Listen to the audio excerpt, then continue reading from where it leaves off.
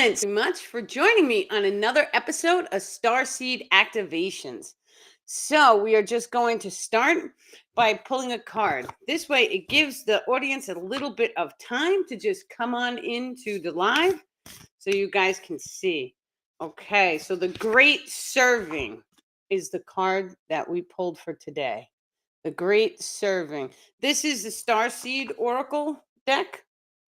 I don't know if you guys can see. Starseed Oracle.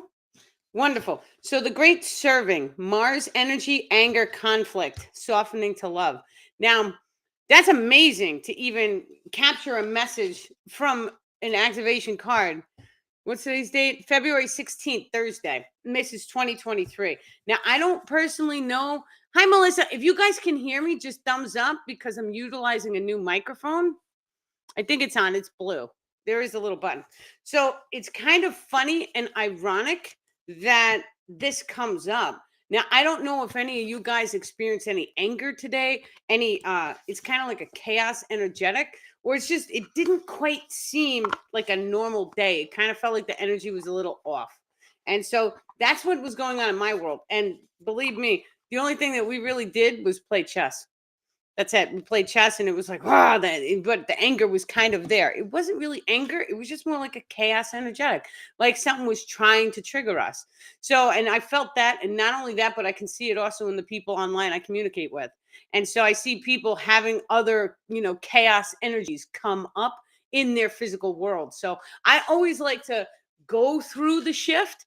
And then I'm like, okay, so I felt it, so I know something is happening. Hi, everyone. Welcome, welcome. Welcome from Minnesota.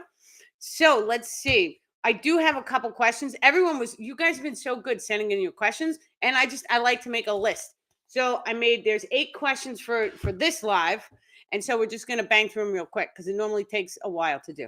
So I experienced a vision of a triangle with an eye in the center. Now I notice it looks similar to the Illuminati stuff. I am of the light. Can you please explain? And so, yes, we absolutely can. Now, when we are seeing signs and synchronicities that are showing you, many times you may have a dream. Maybe you're standing in front of a pyramid. The pyramid, the people who built the pyramids, they knew about the pineal gland. The pineal gland is in the center of your mind. So when you are seeing the pyramid, those pyramids activate consciousness.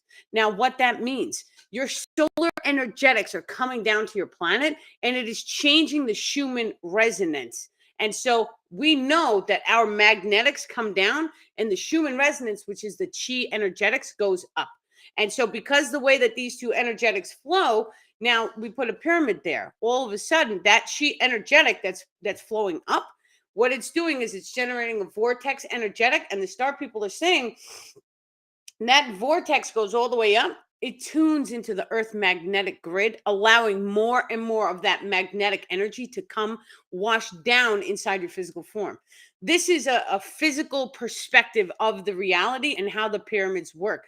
The star people are now saying the pyramids are multidimensional in their nature. So there's some dimensions in which the pyramids look brand new. They have never deteriorated.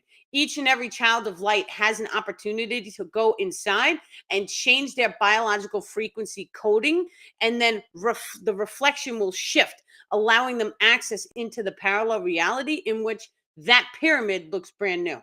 It never deteriorated. And so there could potentially be high technology on the planet. It's like a heaven. So that's basically 5D, because when you manage to shift your biological frequency into the higher frequency ranges, anything that your heart and soul desires shall be brought to you.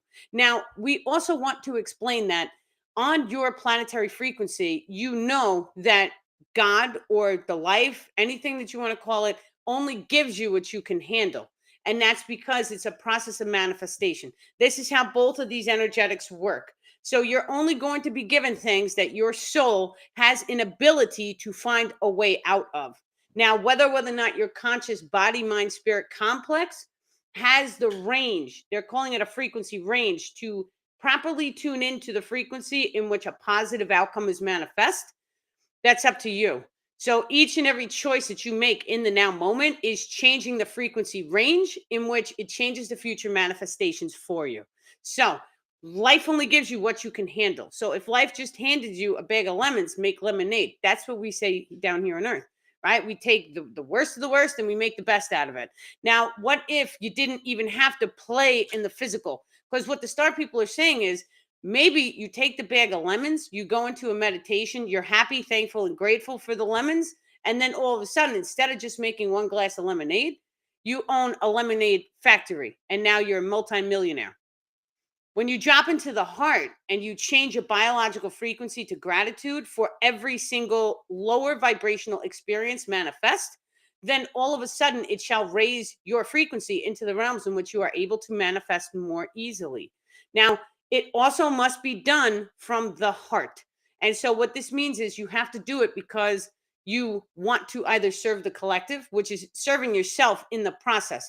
Because by giving, you are actually opening your heart chakra because you want to make the person feel good, or you want to receive a smile, or you want to get a hug, and it's an exchange of love when we give. And this is very, very important to realize. When you follow your highest passion, it is the same thing as giving someone something, because what you are doing is you are giving to the energetic grid complex which surrounds your planetary frequency.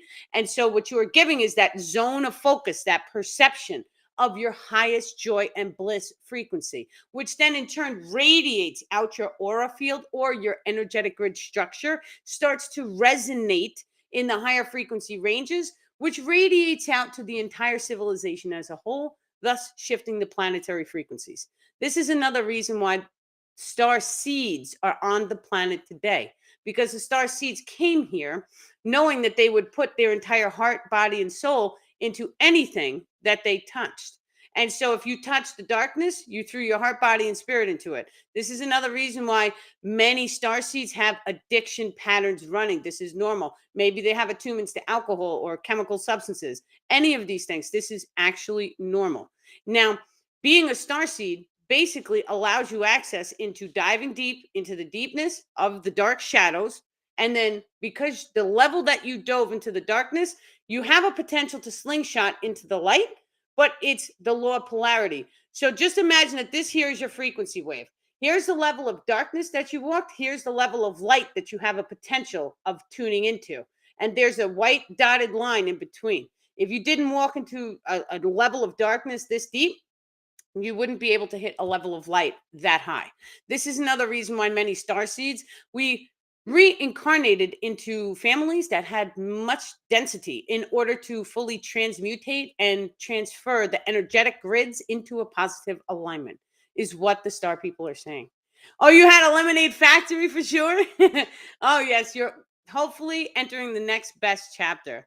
That's wonderful. So in 2019, the comments confuse me. I feel like it totally breaks my channeling.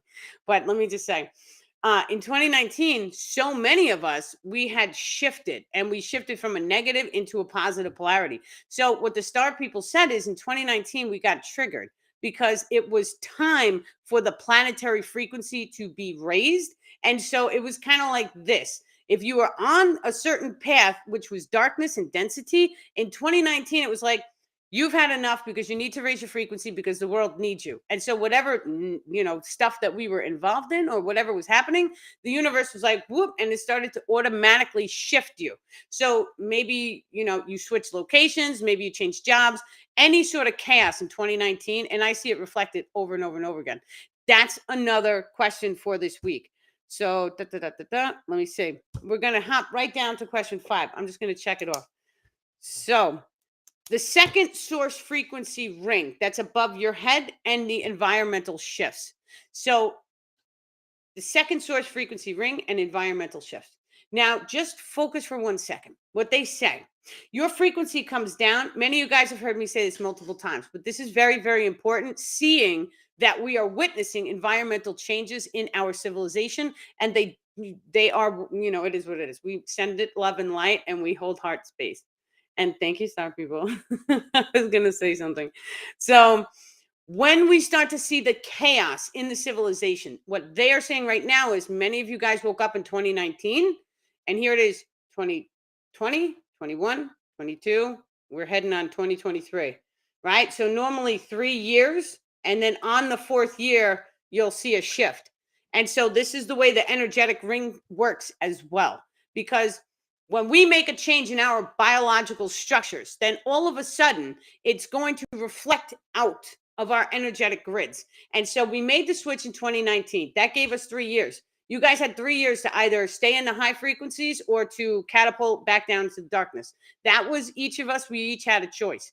And so when we start to do the self love, the shadow work, and the self focus, then we stay encoded into the light frequency ranges. So that took 3 years. Now, bam, on the fourth year, it's not even the fourth year yet for some of us. Some of us made the switch in March. March 3/11/11 was my day of switching.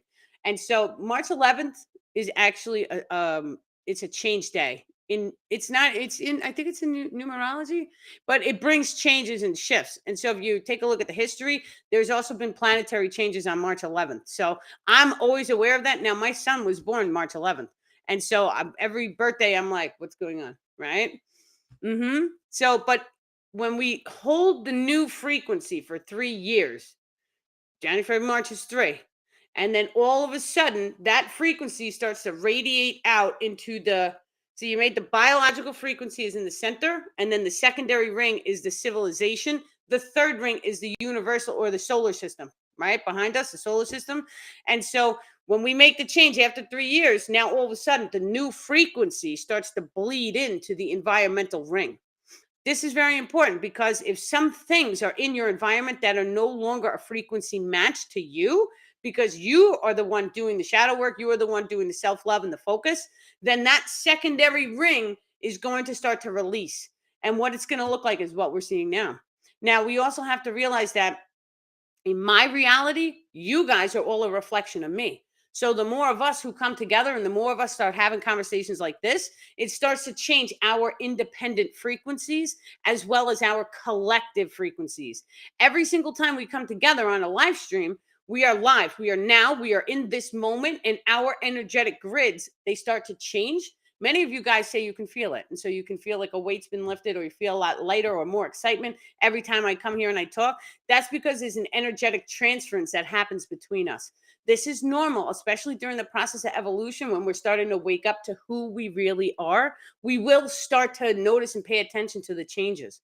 And so this is wonderful because what this means is now all of a sudden, if you have 100 people who are all on a live stream, everyone is all in agreement that we want to be love and light and we want to shine as brightly as we can. And this is what we're focused on, of activating our extrasensory abilities as well, because the extrasensory abilities are in 4 to 5D. They're in the crystalline frequency range.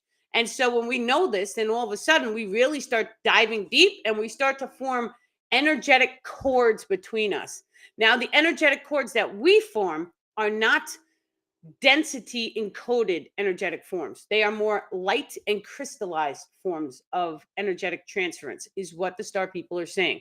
Now, I want you just to realize for one moment, each and every person watching this video throughout time and space, because it doesn't matter when you watch, the star people are watching you guys. Now, when you guys are watching the video, I want you just to imagine that the star people are coming in, they have their eyes on you, and they're assisting you in raising your biological frequency. I did a whole prayer right before clicking on the live stream so that we would raise the frequency of each one of the lives, and I'm already starting to feel it. Now, I felt the chaos energy in the civilization all day today. I felt it. So, when we start to do things like manifestations and intentions, and we start to thank and really drop into the heart space, open up your heart. That's the one thing that each and every one of us should be doing every single day. The second that you open your eyes in the morning, close them. And then drop into your heart and just think about anything. The baby step process is think one thought, one happy thought. Think one thing that you are grateful for. And just this process. And then if you get angry or triggered or chaos comes, stop what you're doing, drop into the heart and do it again. Think one happy thought. Now, it's funny because you got this is one of my things. Like I say it all the time. And so what I did was I bought a pad and paper and it says, you got this. And then what it says on it is intentions for the day, your top priorities. This morning, I feel I am grateful for, and my notes for my future self. Say, I know it's reversed, but it's cute. And it was only like $5 at Five Below. So we go. But then all of a sudden now I have two people doing this, me and someone else. And we sat and we wrote down. And then it was fun because we had the opportunity to exchange papers. And so I got to see what that person was feeling first thing in the morning. And so now all of a sudden I'm like, okay, well, you have things you can work on. So now I'm looking at my paper. I have things I can work on. And then we have things that we can collectively do together. Now, just imagine if we did this in a whole group. It literally took me 30 seconds to write this out. I sat here as I was, sipping a cup of tea with mushroom powder in it. And in my Dunkin' Donut mug, because I miss the days of the days of old when we had iced coffee. It's so good. So yes, amazing. You got this. My favorite phrase. Okay. Let me see. Da, da, da, da, da. Okay, some people reflect into the secondary ring more easily. That's very, very true. Some of you guys have an attunement, and that attunement is to affect your environmentals. Now, many times the star people call these people grid workers or vortex workers. And so in our physical mind, what we do is we go outside and we start to affect the energetics in Mother Earth or of Mother Earth, they're saying. And so you can take energy, you can push it up to the magnetic grids. You can take energy, you can pull it down and you can push it into the earth. And so you can also call upon a vortex energetic, which is chi in its nature. It is connected into the Schumann resonance or Mother Earth's direct consciousness. Now, either way you want to put it, all of those people, they're affecting the secondary ring because they are affecting their location code. And so whether we want to see it as you are doing something on the outside world or you want to perceive it from a spiritual knowledge. And so the star people are saying there is a physicality and then there is a spiritual. The spiritual is always on the left hand side, and it is your feminine energetics, which are connected into the magnetism, and it allows the heart chakra to flower open, and it allows the higher self access into your biological form. The chi energetics will pull up the body and they will flower open the pineal gland. When you start to develop these two, it takes a while to coax them open. It is not easy at first, the star people are saying, but they are saying many of you have already opened your heart chakras. Now it is just a matter of coaxing the higher self down and coaxing the higher self down and allowing the higher self to fully be embodied in your energetic grid structure. When that starts to happen, it generally starts a process of raising your frequency very, very rapidly because the second the higher self is fully embodied in your physical material, he automatically starts to place you on the best probable potential timeline. So, let's say, for an example, you wanted the world to be clean, happy, and healthy. How do you guys see it happening right now? Do you see the world outside of you? Do you see any changes that need to be manifest? I do. Just like everybody, most of us we take a look outside and we're like, okay, well, we see it, and some people we don't want to acknowledge that it's ugly, but that's spiritual bypassing. And so we should acknowledge it for what it is. It's the same exact thing when we have an emotion come up that we don't like. We want to just push it away or release it or let it go. That's not the way to do it. You have to allow it. And so through the process of allowing that emotion to radiate, right? And so you can do certain things to like take a deep breath and just come into peace again. Allow your body to do what your body wants to do. Your body, it's so scientifically engineered to do what it needs to do in a time of a crisis. So if your body needs to shiver because it's cold outside, we should allow it to shiver. It's when we stop allowing it to bother us and we just allow whatever is to be, that's when it changes because you actually release the resistance in the physical world. So releasing the resistance can actually grant you access to pull yourself back from the physicality that you are expressing. And so many times we have to go on a hero's quest or a journey to do this. This is exactly what all of the star seeds are doing right now. We are on a hero's quest. We went through our darkness. Everyone watching this, we're slingshotting up into the crystalline realms right now. Even if you feel like it's a baby step process and it's a crummy day, or you feel this way or that way, it's normal. It's part of the process. Don't push yourself too hard. Release the resistance and just be okay with what is in the now moment. And so now that we're okay with whatever is, we're okay to see the damage and destruction. It's okay. I'm okay. I can take this moment and I can think about something on Mother Earth that I'm grateful for. What am I grateful for? I see a waterfall. I'm grateful that Mother Earth has waterfalls. I'm grateful that we have nice, clean, blue, crystal clear oceans somewhere on this planet for me to go fly down and dive into one day. I'm grateful. There is glow in the dark beaches on this ocean. There's some sort of bioluminescent algae in the water. So when you go at night, all of the water is glow in the dark.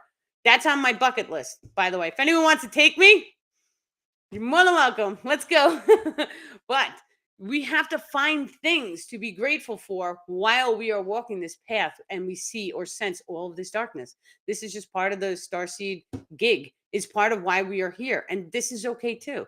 And so if we feel anger or chaos, it's okay because we can choose to allow it to be, release the resistance, and then we can do things like a you got this pad, which was really cheap. And then you write it down and you're like, thank you for it, right? That took 30 seconds for me to write. And then what happened after the 30 seconds? I was like, it's okay. Everything is going to be okay. Now, when we went through our 2020 shindig, right? And I've said this on a couple lives before, every single day I was like, we're still alive. Okay. So let's just go have fun. And that was our moment, but it trained us to be in the moment. And so when we look back at that moment where it was a blessing because we weren't concerned about the lighting bill, we weren't concerned about putting gas in the car. It didn't matter. We could walk, right? We had our feet.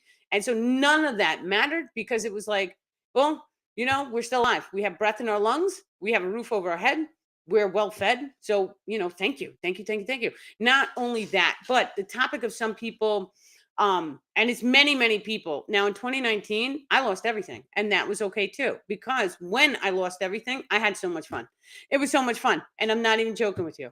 It was like the universe just plotted my course so perfectly that I couldn't have planned it myself.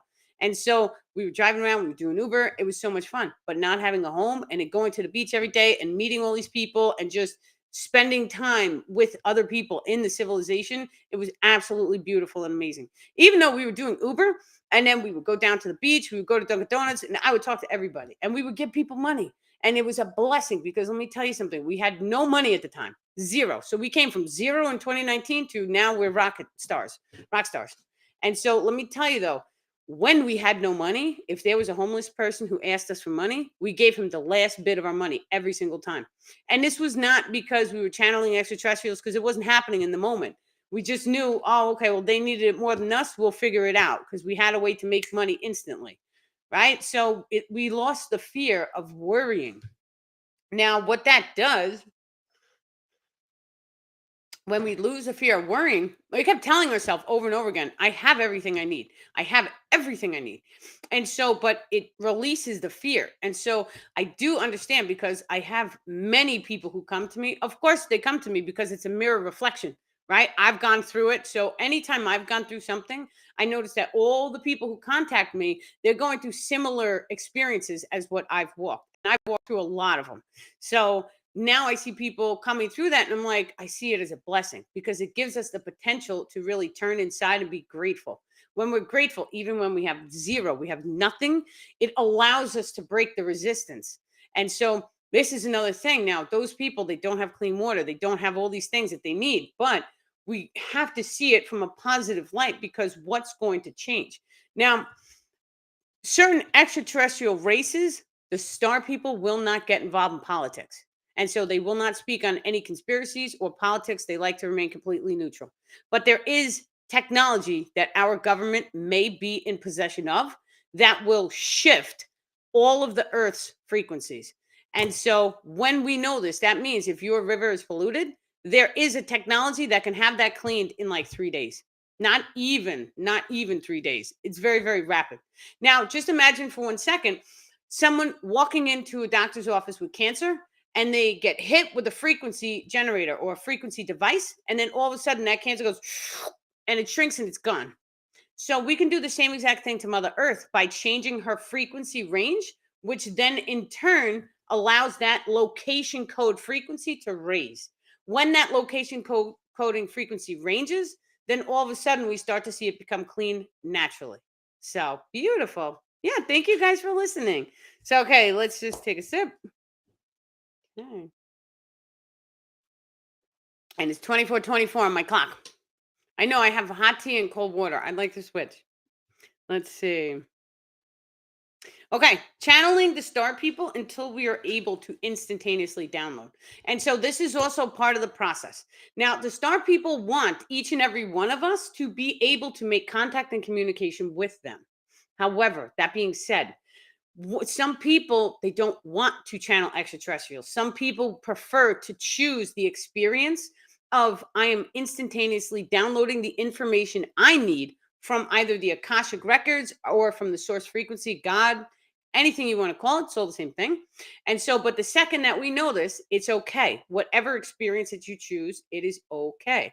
And so when we allow these people to have that experience, let's say, for an example, somebody chooses to believe that their channeling is coming directly from the source frequency.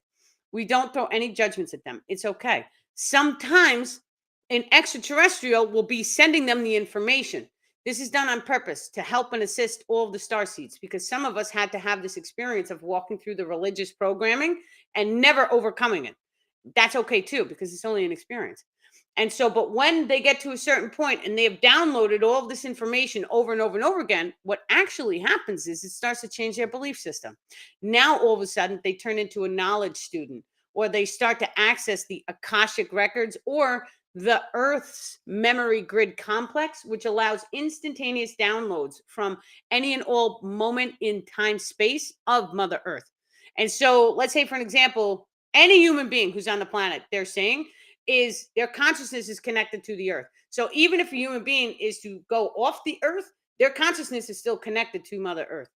That's the bottom line. When a child is a hybridized child from two species, two different planets, that child's DNA is encoded to both planets. So they become crystallized in their consciousness grids, and they are able to see the entire memory of both planets of the entire consciousness grid. So let's talk about a collective consciousness. A collective consciousness means me, you, and the billions of other wonderful human beings who are on this planet. We're all connected, every single one of us. Not only that, but the second that we realize the deep connection that we all share, it's like instantaneously we put down the guns, the wars are over, there's no such thing as race, and all of a sudden everybody's fed and there's peace instantly. Because you start to realize, which many of us starseeds have already realized, if you do bad things to another human being, it comes back at you. And it's coming back more and more and more because we're raising our frequency higher and higher and higher. So that's known as like a karmic backlash. This I have personally seen in my own life, so I know it to be true. I've seen it multiple times. Now, when we start to realize, okay, we're having conversations and communications, and we see the reflections. And so I'm seeing you, I'm talking to you, but in reality, it's one organism that is here. So all of a sudden, something changes in the mentality of all the people. And we generally go from a level 0 civilization to a level 1 civilization, which is a level 1 is having free energy devices, having everybody healed, having unlimited food, unlimited resources. The replicators will come out. Now, it is a blessing that we do not have the high technology on this planet. Many of us may choose to look at it as if it's a curse, and that's okay too, because that is your experiential. That's something that you want to experience. So that's why your mind picks it. You may even have shades in the way, forcing you into that way of thinking. Those shades are known as traumas, but the shades can build up, and then all of a sudden you can see it changes a person having too much trauma. It has to be released. But not having the high technology on the planet is a blessing, because it allows us to really, really dive in deep to, are we able to instantaneously manifest this on our own? Yes, we most certainly can. I've done it. You could do it too. The reason why I tell you guys I've done it is so that you know personally, you can feel it in my voice. If I'm lying or not, I'm not lying. I don't lie. And so when you know that another person is sincere and telling you they have done something, it means you can do it too. Because I'm no different than any one of you guys. We want to all wake up to the extrasensory abilities together, because when we do it together, we're stronger, and not one of us will be a target, because it'll be a whole lot of us at one point. Right? So we do it together. Together we're strong. So let's see. The current shift in the fear release today. That was another question that came up earlier. And so we are feeling a type of fear or a type of energy that is, and the UFO topic. A lot of people want to talk on the UFO topic. Now, the star people do not want to talk about politics. And so what they answered me was, how does it make you feel? What I can tell you guys is I can tell you how I feel. That I'm allowed to do, they said.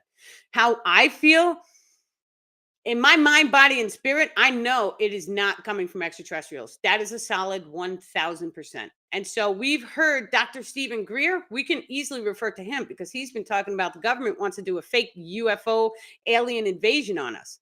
So, with that being said, now we know that there is a political agenda behind it because the UFOs have been here for how long? And now all of a sudden they're shooting them down and they're telling us about it. When Roswell happened, it was a crash, it was an accident, right? So they reported it in the newspaper right away and then they took it back. They lied because people started to panic. Well, now there's a lot of us who are aware of the UFOs, there's even more of us channeling. So, for them to be putting this on the news, to me, I think it's fluff, right? And so not only that, but it's definite fluff because we're seeing trains, we're seeing earthquakes, we're seeing all this stuff.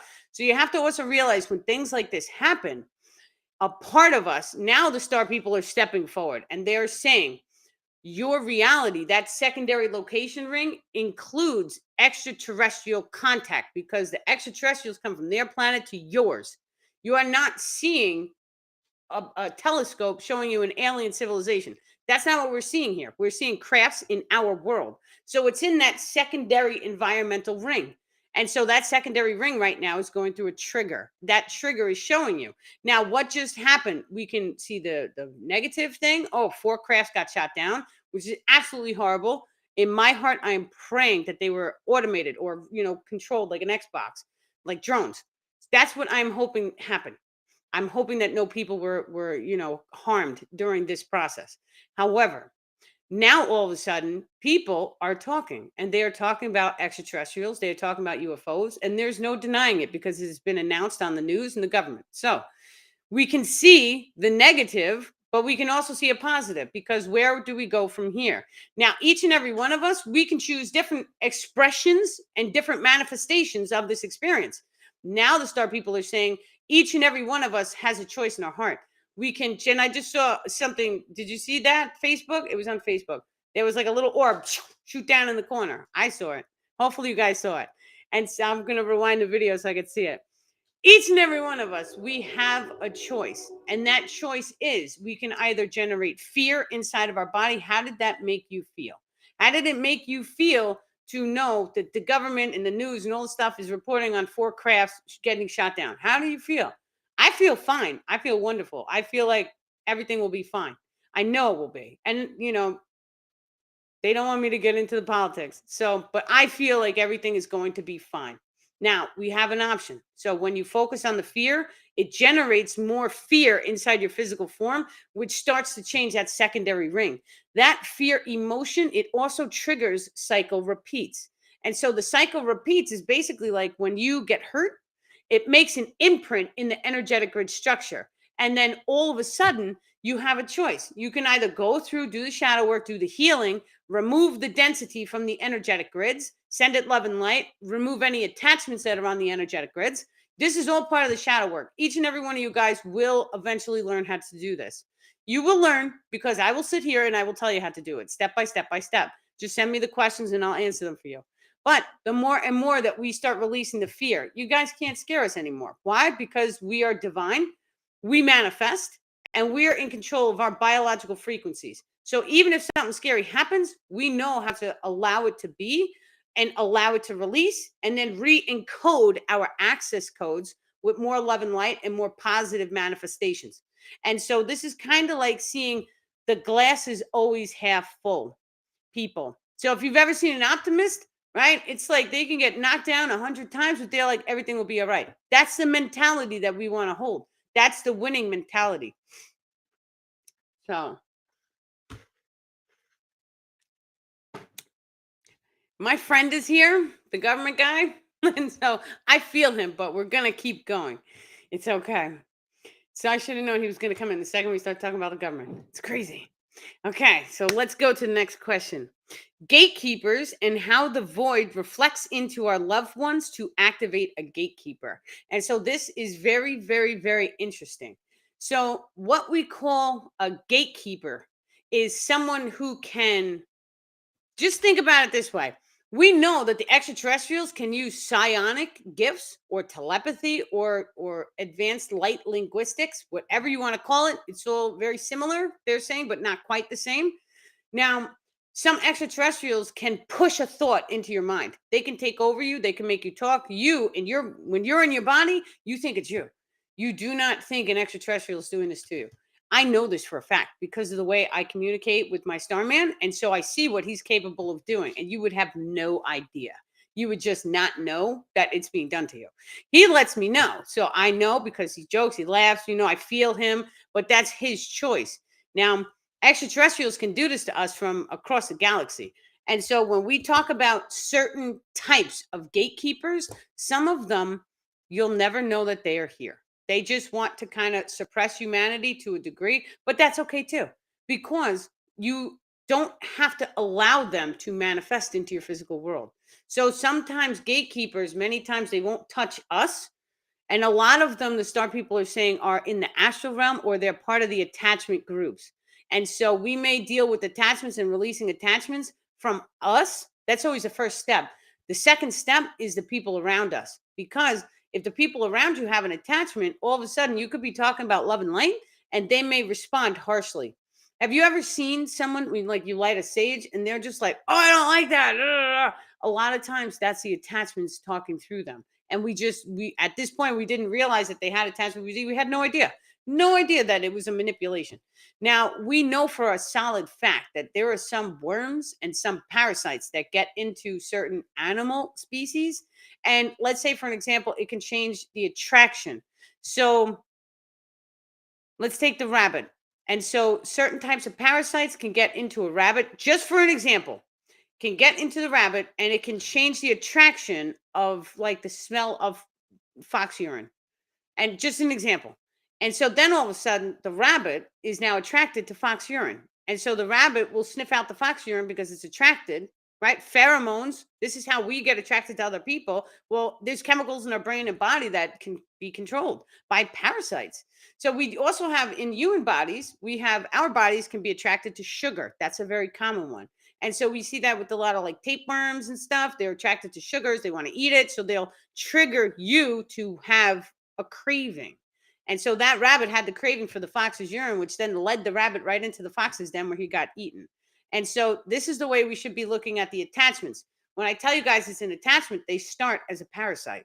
They start in the physical form and then they evolve, and then they snap into a light being. And so they latch onto your energetic grids. They have faces, we could see them. Once they're in the light body form, then we can cast them off. When they're only in the physical form, we have to use physical means to remove them. So borax, dead sea salt, baking soda into a bath, hot bath, 2 cups of each, and then soak for as long as you can. And so you may even start to see some of them coming out in your skin.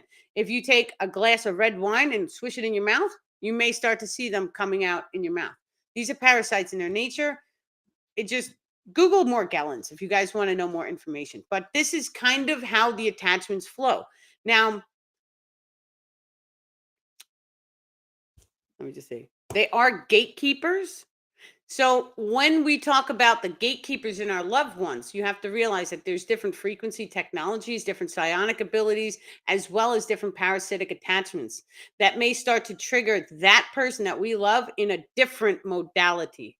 And so when that happens, then all of a sudden we have the option. We can either get fired up, which is going to give off a lower frequency emotion, and that attachment is going to feed off of our emotion as well as our loved one's emotion. Or we could send it love and light. When we send it love and light, you could potentially send so much love and light, it automatically knocks the parasite off if it's in the energetic rich structure. Most of the time, you need to know the parasite's name. So the parasite's name would be the emotion code. So think about it in the moment. How is that person treating you? How does it make you feel? What emotion are you resonating? Whatever emotion that attachment or that gatekeeper is trying to trigger you, that's the name of the actual attachment. So when we see someone who's got like they're always sad all the time, the attachment's name would be I'm sad a lot. And so we speak the words, I'm sad a lot, get off, go home. And so many times we see coaches and they're teaching you how to control your emotions, which you should really just allow your emotions to be and be okay with them and then try and reprogram them, right? So we don't try and control them, because sometimes when you try and control them, you can end up bottling them all up. And so it's very common to be like, control your emotions, right? but then they end up getting bottled up inside of us. And so there is something known as inward shelling. I don't know if it's known to humanity. I just know it from what the star people explained that I went through. And so inward shelling is when you see something. Now, it is a form of comatose. And so it leads to that. It's different degrees of it. But inward shelling, think about when you have a child who sees so much negativity in their life. Not me, just an example. But then all of a sudden they don't know what to do. So they go inside themselves. They get real quiet and they just like, they blank out. That's known as inward shelling to the star people. And so they say when we do that, all of the emotions, it gets shelled inside of us. So they're not being released. They're not being properly handled. Many times, if you got screamed at a lot, you became numb to it. That's part of this process. Now, when certain people go through seizures or car accidents, then the same thing. They go inside, the consciousness goes inside the body and it shuts it down because it was too much. So it is. It yes, triggers can be attachments. Absolutely. We have different types of attachments. So we have dream walking attachments. So some attack you when you're in your dreams. We have ones that trigger your emotions. There's some that mess with your mind, and so they're thought grid attachments. There's some that can change your perception. And so let's see, for an example, the mirror dimension ones. Those guys are horrible because when you go into a mirror, you can see and it changes the way your face looks. Some attachments can steal your keys. And then, you tune into a low frequency, you get this attachment on you, and then all of a sudden you spend an hour looking for your keys and it's right there on the table. You've looked on the table 5 times, right? So there's experiential attachments too. They generate a type of experience. This is how the cycle repeats manifest because the attachments keep pushing on that experiential. Now, the experiential ones, they could be certain people have death attachments. And so a lot of times if you're in like a very depressed mode, you could say, oh, I just feel like I'm sitting here waiting to die. And so that's always a death attachment. So anytime you feel that emotion code, you should always cast it off right away, and then send love and light to the energetic grid, seal it with love and saltwater bath. Those guys are hardcore, and sometimes they latch onto you even when you're a child.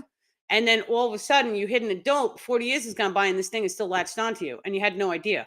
I know this to be a solid fact because I have been party to the star people pulling this off of me. So with my eyes closed, I got to see what half of these things look like. They are ugly, right? And so seeing how big, like the death ones, they're big. But think about what they're doing. They're pulling so much energy out of you. Anyone who has like, they feel like they don't have energy, this is the first thing I would do is an attachment removal. So I do sessions on them, but I walk the person through every single emotion code that they have felt. We go through the memory complex, we trigger old emotions, and we start pulling and calling the higher self in. We need the angels and guides. Everyone comes in for this. Like it's extensive.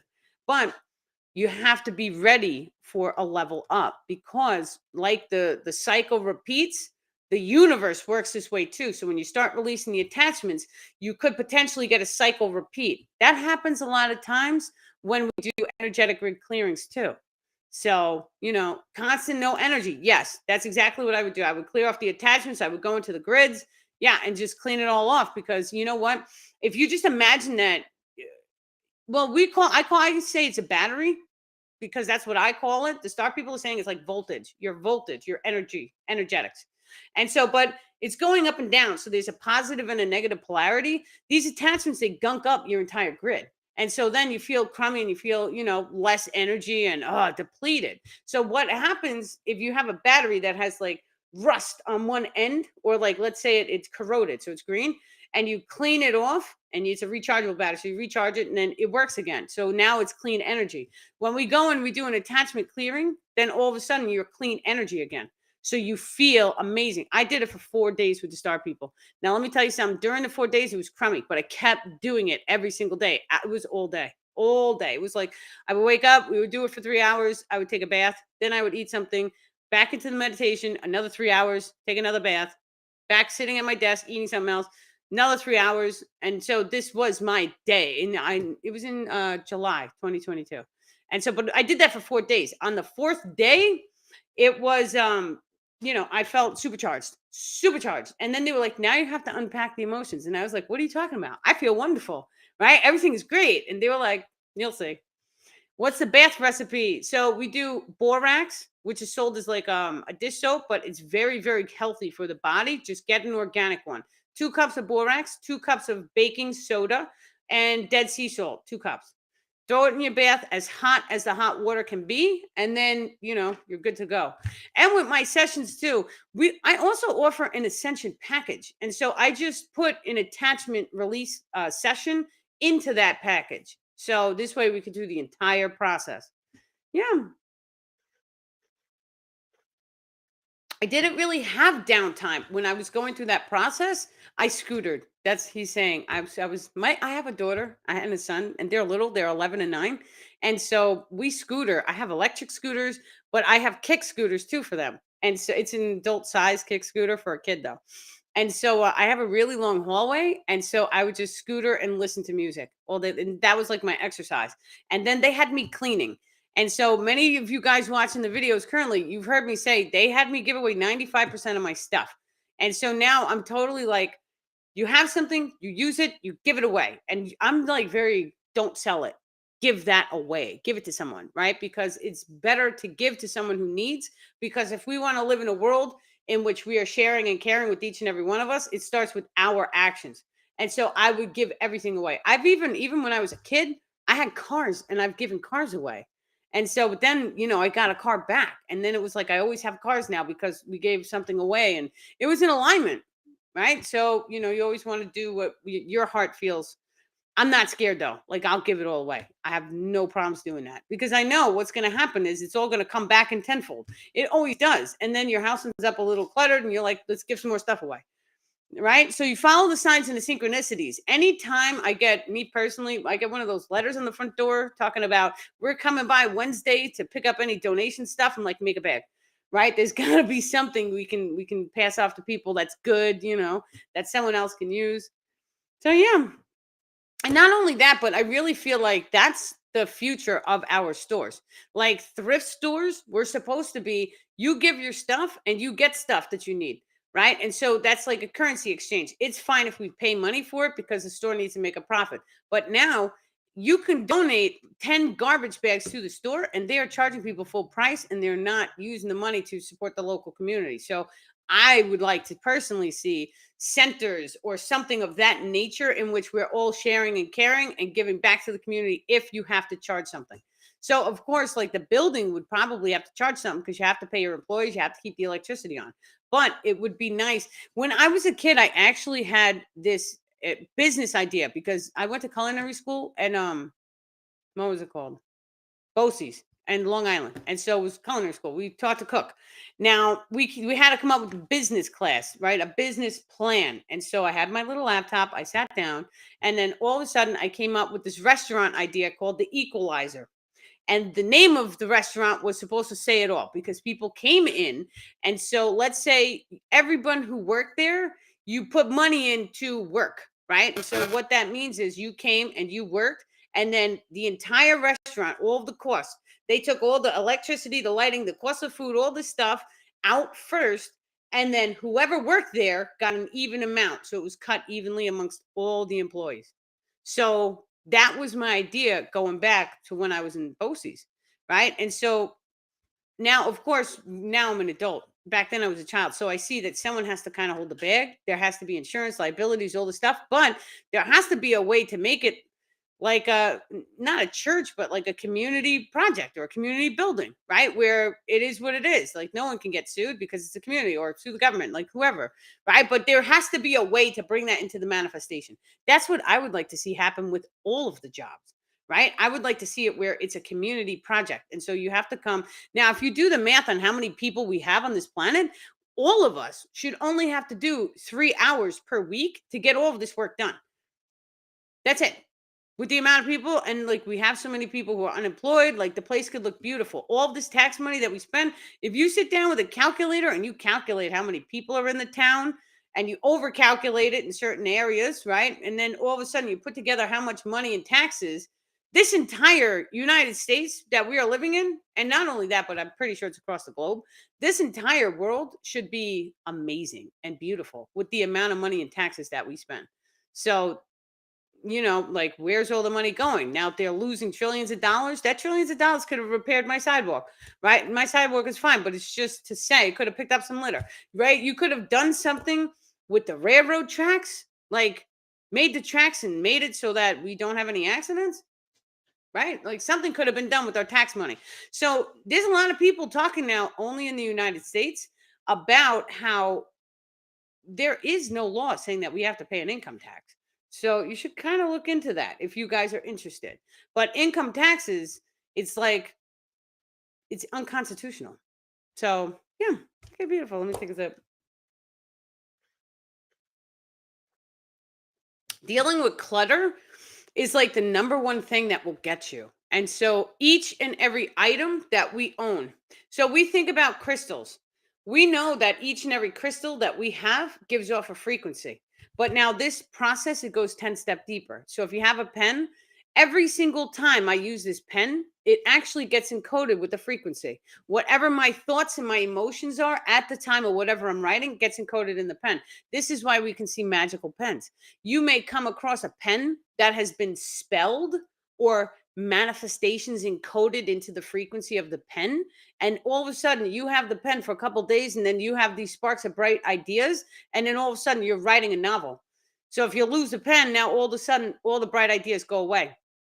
This is what the star people refer to as spelling, right? Because you are spelling, you are casting, you're energetic, so it becomes encoded into the items around you. Your bedroom, your house works the same exact way. It does this automatically. It's not some woo woo magic science, right? Or it is woo woo magic science, but it's not crazy. It's real. We do it automatically. We do it by just being. And so when you wake up in the morning, how does your room make you feel? This is of the utmost of value because, especially your sleeping space, it should be beautiful. It should smell nice. You should have your own space, right? You should be able to decorate and put your art, your expression up on the wall. If we live in white, you get one color. It's not triggering any like different emotions that resonate inside different chakra systems. So when we see maybe you have a throat chakra imbalance, maybe you have a lot of blue in your bedroom. And so in that case, maybe all of that blue, seeing all of that blue around you is triggering the throat chakra imbalance because sometimes the chakras they're supposed to be like a medium size. And so when we have imbalances, they can either be small or they could be wide. When they're too wide, we'll see things like over talking. We'll even see things like lying happening through people. And that's because they have a throat chakra imbalance. Many times when someone does have a throat chakra imbalance, we want to have a look at the environment, where they're sleeping, what colors are around them. And then we want to have a look at the traumas and tragedies and all these things in the throat chakra. And so the throat chakra, if you've ever been suppressed, this was something that I went through. And so I was once suppressed, and it makes you feel meek, like you can't speak up for yourself, right? You're always quiet. You just keep your head down. Like you don't really want to shine brightly. You don't want to be seen. And so that's another one that comes across. I don't want to be seen. And so many times when we see people who tune into the lower frequencies, what happens? They don't want to be seen. They stay at home. They isolate. That's part of the fight or flight system. So when I've been through that too. So I know exactly what it is. Now, that's a big trauma for you. You have to use your willpower. I just saw something in my room.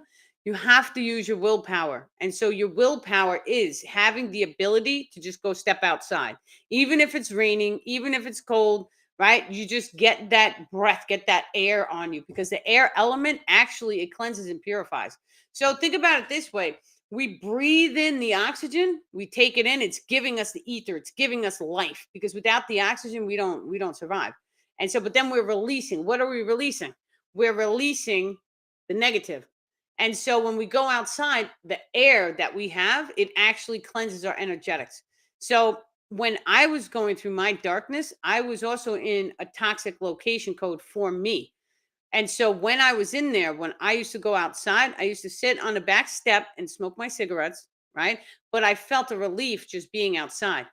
And then when I would come inside the house, a lot of times I felt like a weight came right back on my shoulders. So that's how you know many times it could potentially be a location code. It just means, it doesn't mean that your house is dirty and all that stuff. It just means that your higher self is not in alignment with you being in that location code. So sometimes it may not even be the house. It may actually be the civilization that gets you. So we look at different civilizations. Maybe there's gangs or trauma or busyness or cars or too much, like New York City. It's a good one, right? It's a lot of chaos energy. There's a lot of moving or, the parts are always going, always moving. And so when we look at that, if you stay in that environment, it's going to have an impact on you. We know this to be a solid fact. Now, what happens when you come from a city and you go step out into the farm? Now, all of a sudden, your circadian rhythms, your heart rate starts to chill, right? You can breathe clean air because it's not all the cars and the subways and all this noise pollution, light pollution we have. So just be aware that your environment plays a huge key. If you don't feel comfortable in your environment, there's definitely steps that you can take to make moves.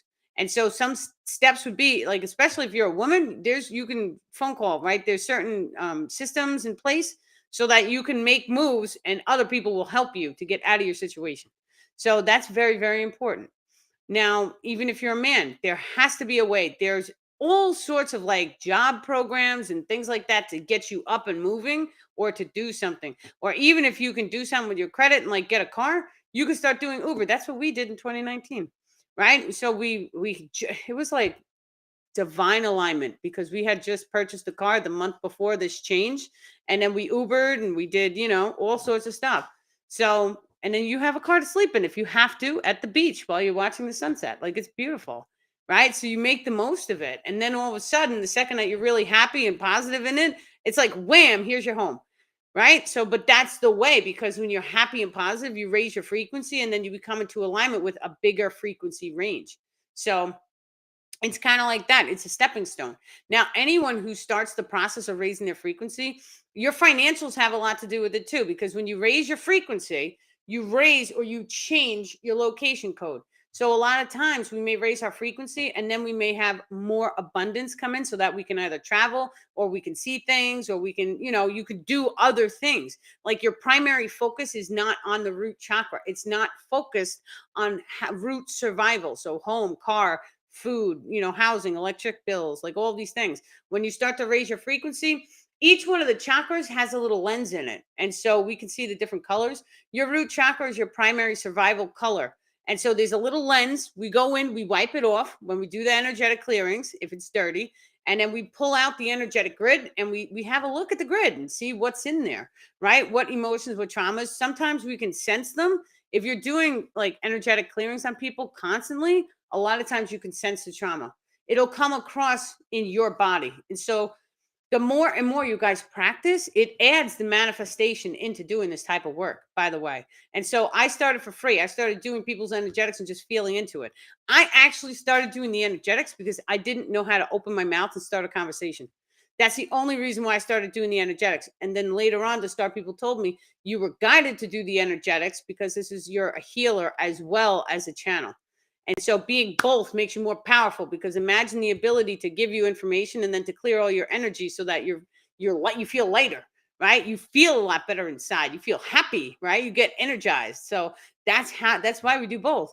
And it works really, really well for all the people I see. But I had to start somewhere. You guys have to start somewhere. So start grabbing a friend, just close your eyes and sense, just feel into the energetic grids. What do you feel? What comes? Just write it down. Even if it's wrong, just write it down. You have to start somewhere.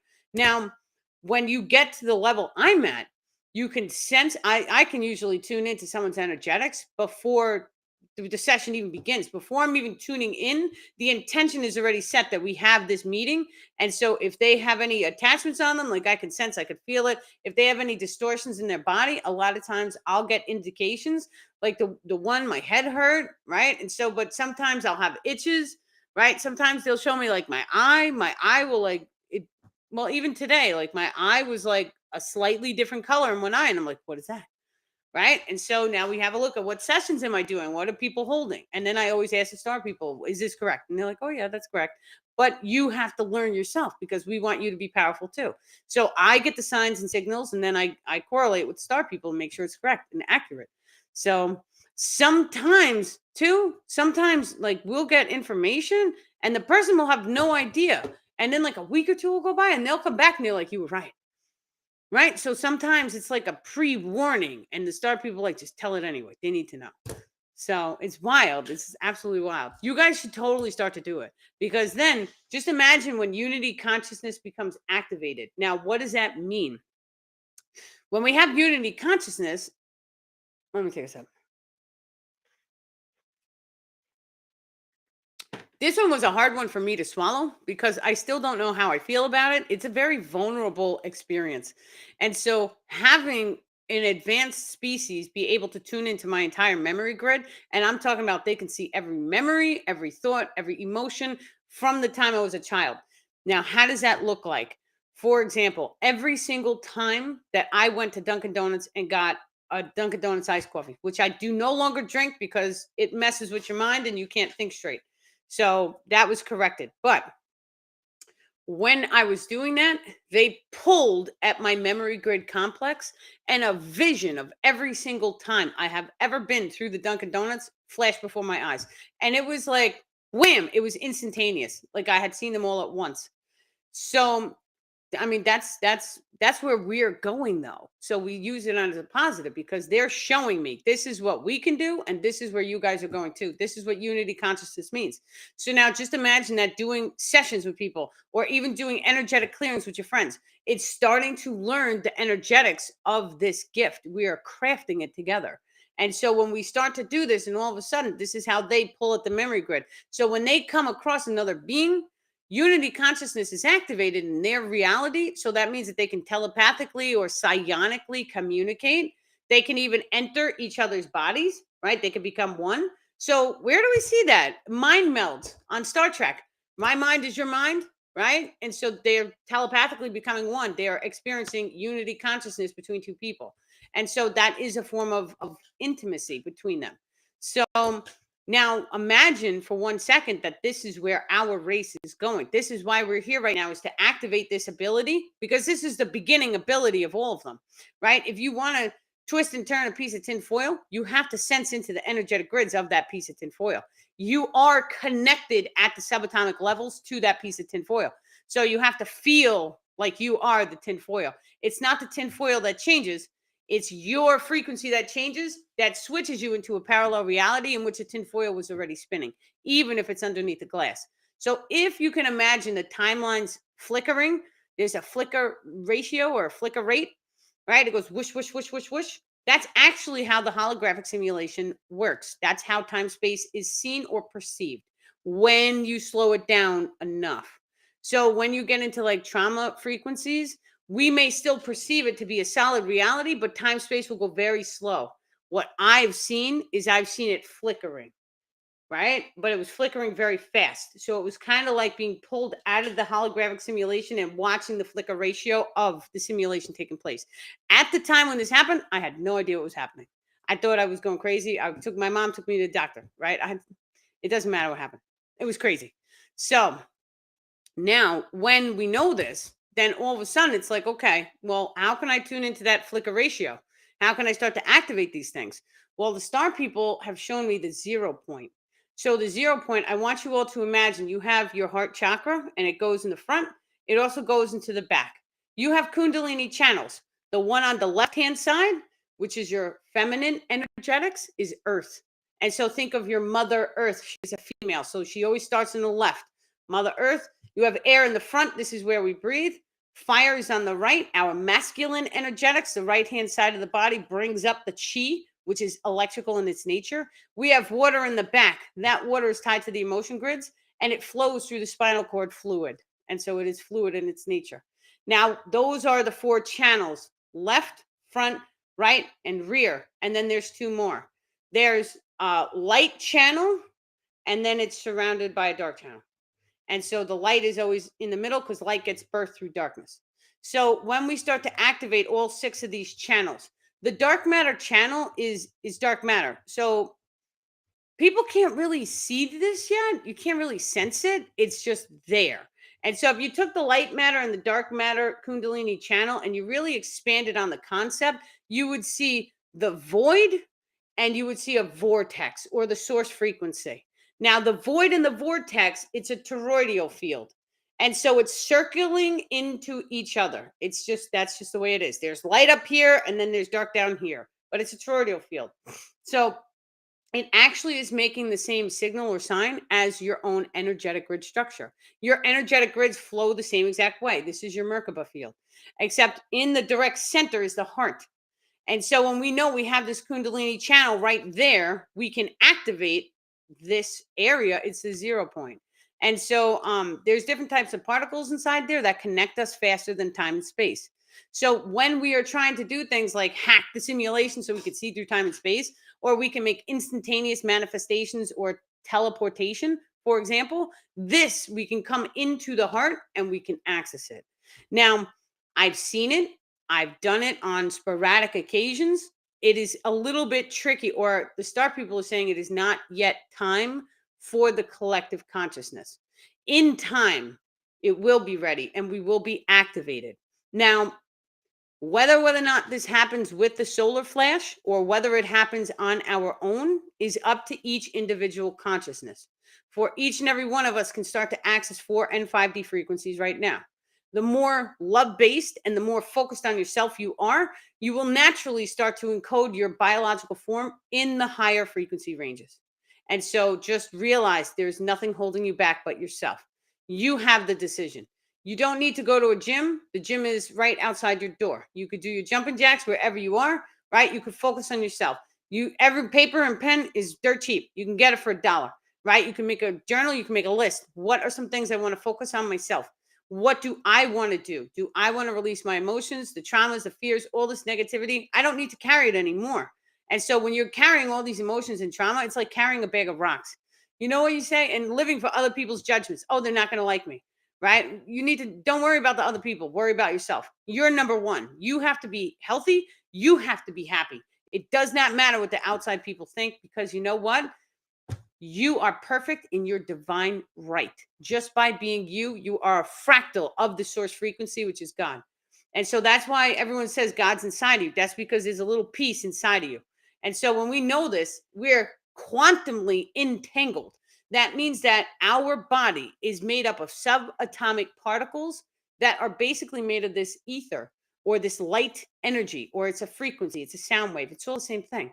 And so because we are one with the pen is me. I am that I am, right? Because we are all fractal from this frequency wave that washes over the entire physical reality. And it's all a holographic simulation, or it acts like that in the physics of the subatomic particles.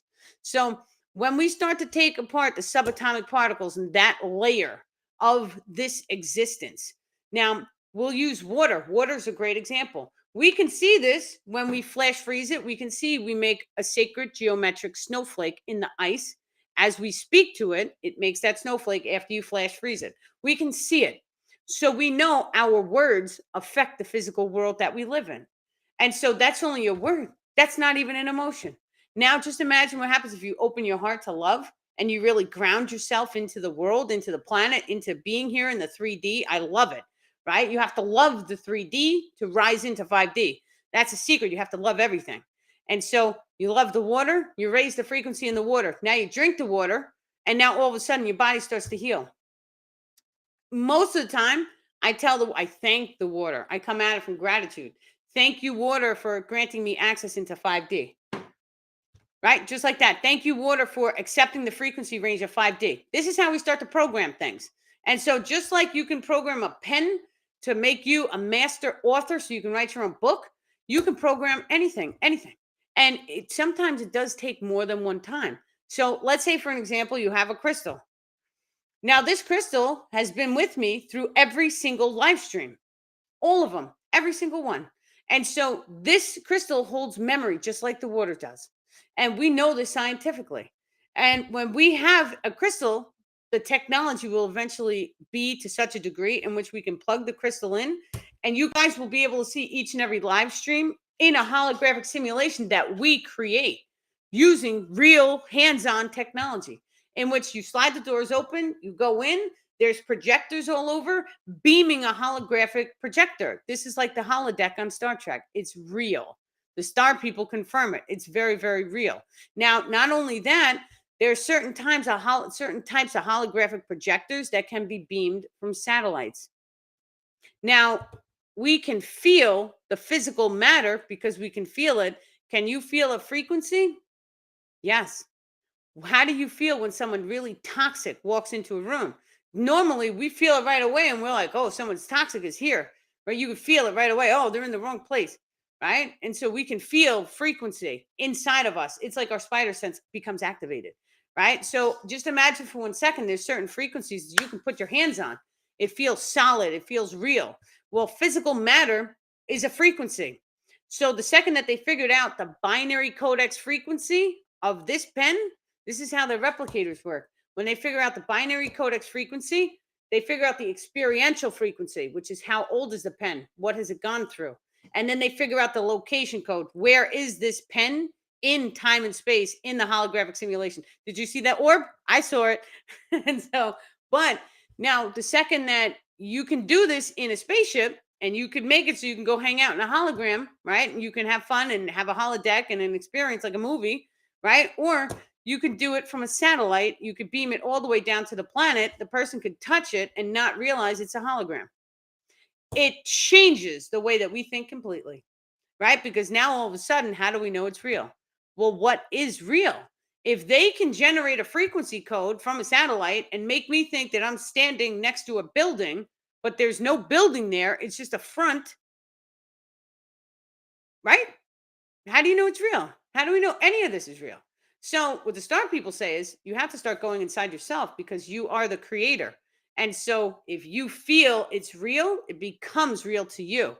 Now, we've heard stories about going into different worlds and not eating the food. I don't know where. The star people are telling me that we've heard stories about not eating the food from other worlds because it locks you into that world and then you can get stuck. And so, what happens now? Take this 10 concepts all down the line. We know that eating the food, we start to have a frequency match with whatever plants, chemicals, or anything that we're interacting with that happens automatically. And so, most of the times, it happens in the location code. But what happens when you eat a fruit? Right? The apples heal us. Why does an apple heal us? What frequency does the apple have that's healing our body? This is what we know to be as human, right? And so, but now all of a sudden, imagine you go into a holographic simulation and you eat a piece of food that is of that world, and it's only a simulation. And now all of a sudden, that frequency gets inside your cellular structure, and now you're at a frequency match for that simulation, that holographic simulation. Now you get stuck. Mind blown. Who knew? Are we the creator or our higher self is the real creator? You are your higher self. And so your higher self is just a larger fractal of your soul that is embodied your physical material. And so when you start to open your heart chakra up, you can start to coax down the higher self. When you coax down the higher self sits in the heart and flowers open. Now, the higher self is only going to stay flowered open when you're following your highest passion and you are being true to who you are. And so the second that we see people outside of us and they judge us and we worry about it, right? With that worry, that anxiety, that stress, oh, I'm not going to fit in. Oh, they're not going to like me. We've all been the black sheep. We're star seeds. We're not meant to fit in. We're meant to be our own person. And so when we release all the judgments and all that stuff, it allows the higher self to fully come inside, flower open, and then all of a sudden we open up a higher frequency range for ourself. It's kind of like this. We see it, the star people are saying, we see it as coaxing down the higher self and allowing the higher self to flower open. But it's more like we raise our frequency, which then allows the higher self to connect in and it pulls us up into 4 and 5D, allowing us access into instantaneous manifestation. And not only that, but we can already see that we're doing it because in every religion, they speak about animals and becoming one with the animals and communicating with the animals. And it's already happening because people are having relationships with lions, some people with bears. They're hugging these animals. They're hugging them, they're kissing them, they're loving them. The animals come, the lion comes running over to the guy on TikTok and they play tag together. That only happens in heaven. You know why? Because there had to be love there expressed between the animals. That love is going in alignment with the solar energy that is shifting our consciousness and making us evolve into 4 and 5D frequency ranges. Yeah, beautiful. Does anybody have any questions? I totally want to hug a lion too. Like it's my dream. You have no idea. I have visions like I have a lion protector like in my dreams. It's amazing. So Okay, so actually, the last question was the 0 point meditation and accessing the quantum field, which we covered, and I didn't even look at the question. I love how the star people work because they're like, you're in the flow, let's just give her the question, right? It's just absolutely amazing. So I want my elephant. Elephants, I was just watching an elephant on TikTok. So I saw that. Did you see? You guys see the orbs? Facebook's amazing tonight because Facebook is like, there's an orb over here, there was two over there. Yeah, they show up. See, this is probably because I said the prayer before I clicked on the live. I went into my heart and I thanked the Magdalene Collective for coming in and the Star People. And I feel it's like a higher frequency. So that's just me, right? When you're happy and thankful and grateful and really just you allow yourself to be the divine piece of the source frequency that you were meant to be, and you follow your heart's passion. What lights you up? What makes you guys filled with so much joy and excitement and bliss, right? And then just be grateful and positive and just watch it all unfold in front of your eyes. That's how you want to be because that's what's going to allow you access into the higher frequency ranges. It's okay to do this and it's okay to have a bad day. It's perfectly fine. It's okay to want to take a nap. It's okay to give yourself grace, right? We have a lot of changes in the civilization. It's okay, right? You guys should never feel like I have to keep up with this person. No, because the truth of the matter is there's no such thing. If you guys are frequency matching, that means that there's something here that you're meant to learn from, but you're not meant to judge yourself according to other people. That's very important. There's no judgments. And so when you don't judge and you don't allow other people's judgments to affect you, then all of a sudden it liberates you because it doesn't matter what you guys say. I'm going to be happy. Right. And it doesn't matter how you guys feel about me. If you don't feel good about me, you guys can leave. It doesn't matter who they are. Right. If you're casting that negative energy at me, I'm throwing a boundary ring up. Right. And so only people who are loving, caring, kind are allowed to enter my energy space. And that's done by me to protect me. That doesn't mean that we don't have bad days. That doesn't mean that we're not going to walk into civilization and come across someone who flips you the bird or does something because you almost tap their car. Like things like this happen. It's okay, right? But how do you choose to experience? And if someone flips you the bird in the car, many love, right? I shoot them in the heart. And so, but what does it do? The second you shoot them in the heart, it's like it shuts them down immediately. They can't f you anymore because they're like, oh, well, she's giving me a heart. It's like it warms their heart a little bit. So all that anger and frustration that they had because they don't know any of this information. They don't know how powerful they are. They're casting all of that negative energy around them, and it has effects on their real life.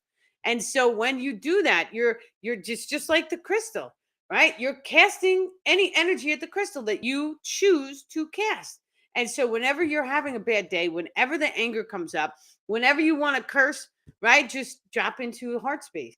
Just thank you, universe. Thank you, God. Thank you, source frequency. I do God a lot when you guys aren't watching. So I'm always like, thank you, Lord, for allowing me to learn from this emotion, to release this emotion. And thank you so incredibly much for filling me with love, joy, and bliss, allowing me to be okay and to experience more love based emotions. Thank you. Right.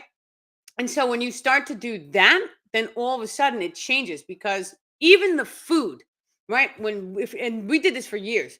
We started looking at the food and thank you, Lord, for this food we're about to eat. Amen.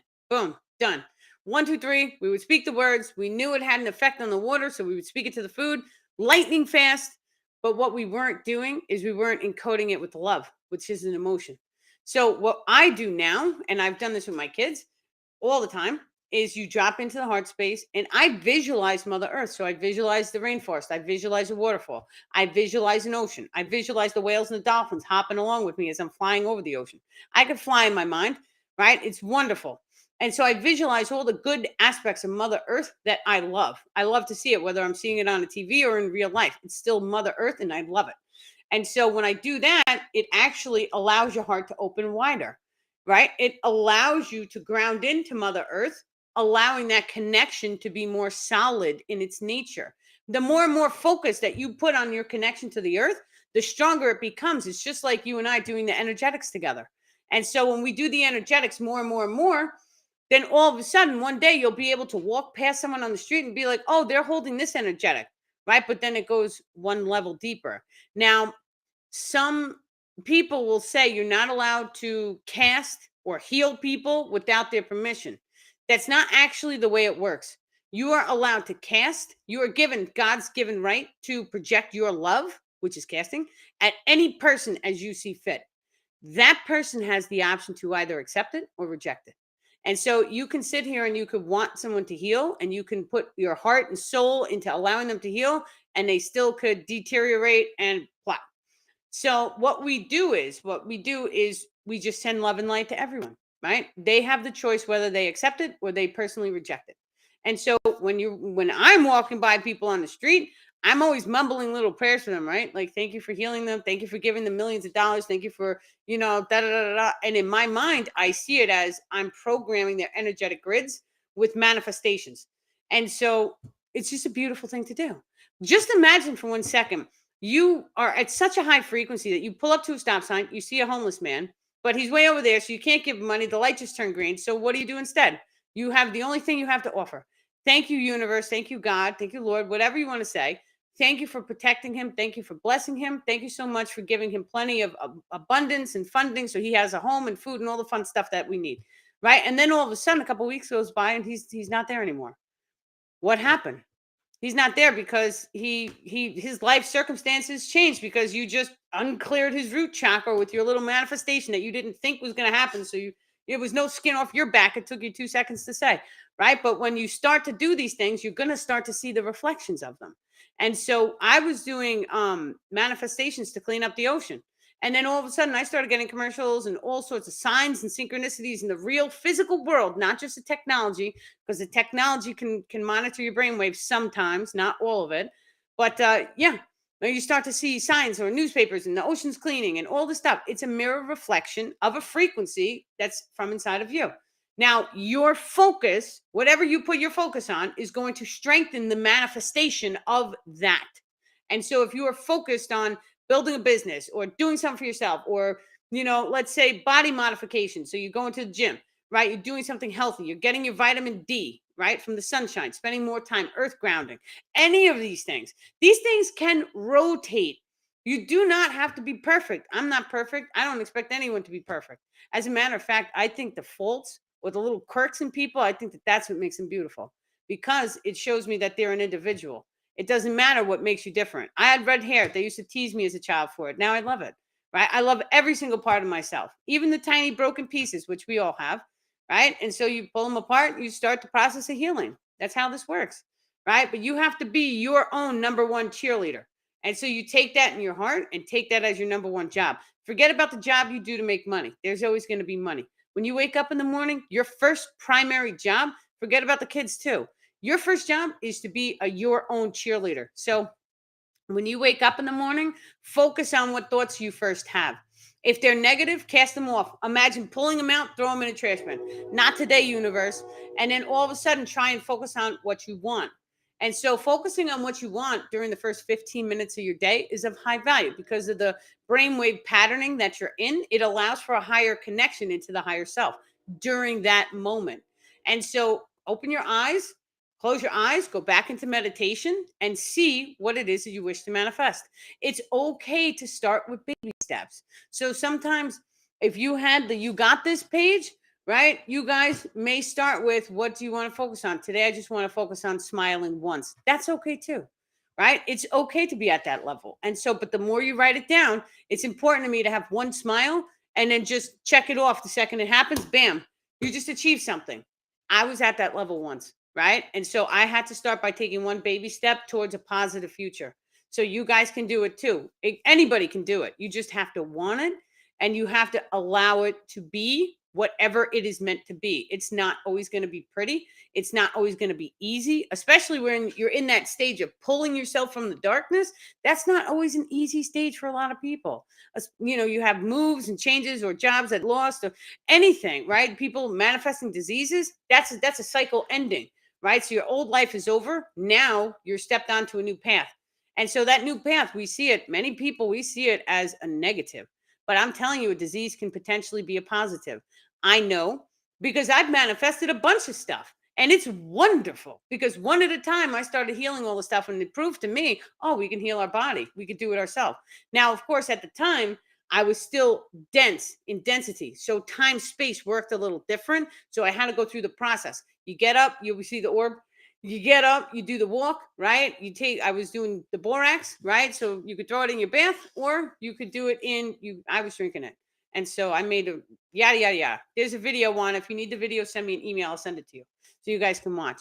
And so when you start to focus on your body, you have to take the baby steps. Like physical therapy. My entire hip was shifted, my spine, everything was a mess. So I physical therapied my own self. Now, I've also dealt with a hormone imbalance. I healed it myself, right? And so my eyesight, I once had a doctor tell me that my eyesight improved, and he's never seen that happen before. That's because I was in a higher frequency. I was all love and light and laughing all day long. The number one key to go through and to like raise your frequency is laughter. And so we utilize these free passes, and the free passes is things like the herbs, the supplements, the trees, whatever it is, the earth grounding. These are all free passes. Yoga, meditation is a free pass. The truth of the matter is that you're a divine being, and at any given moment throughout your time and space experience, you can pull in enough ether to change your frequency at any moment. And so a lot of times they do this when, the government man is here.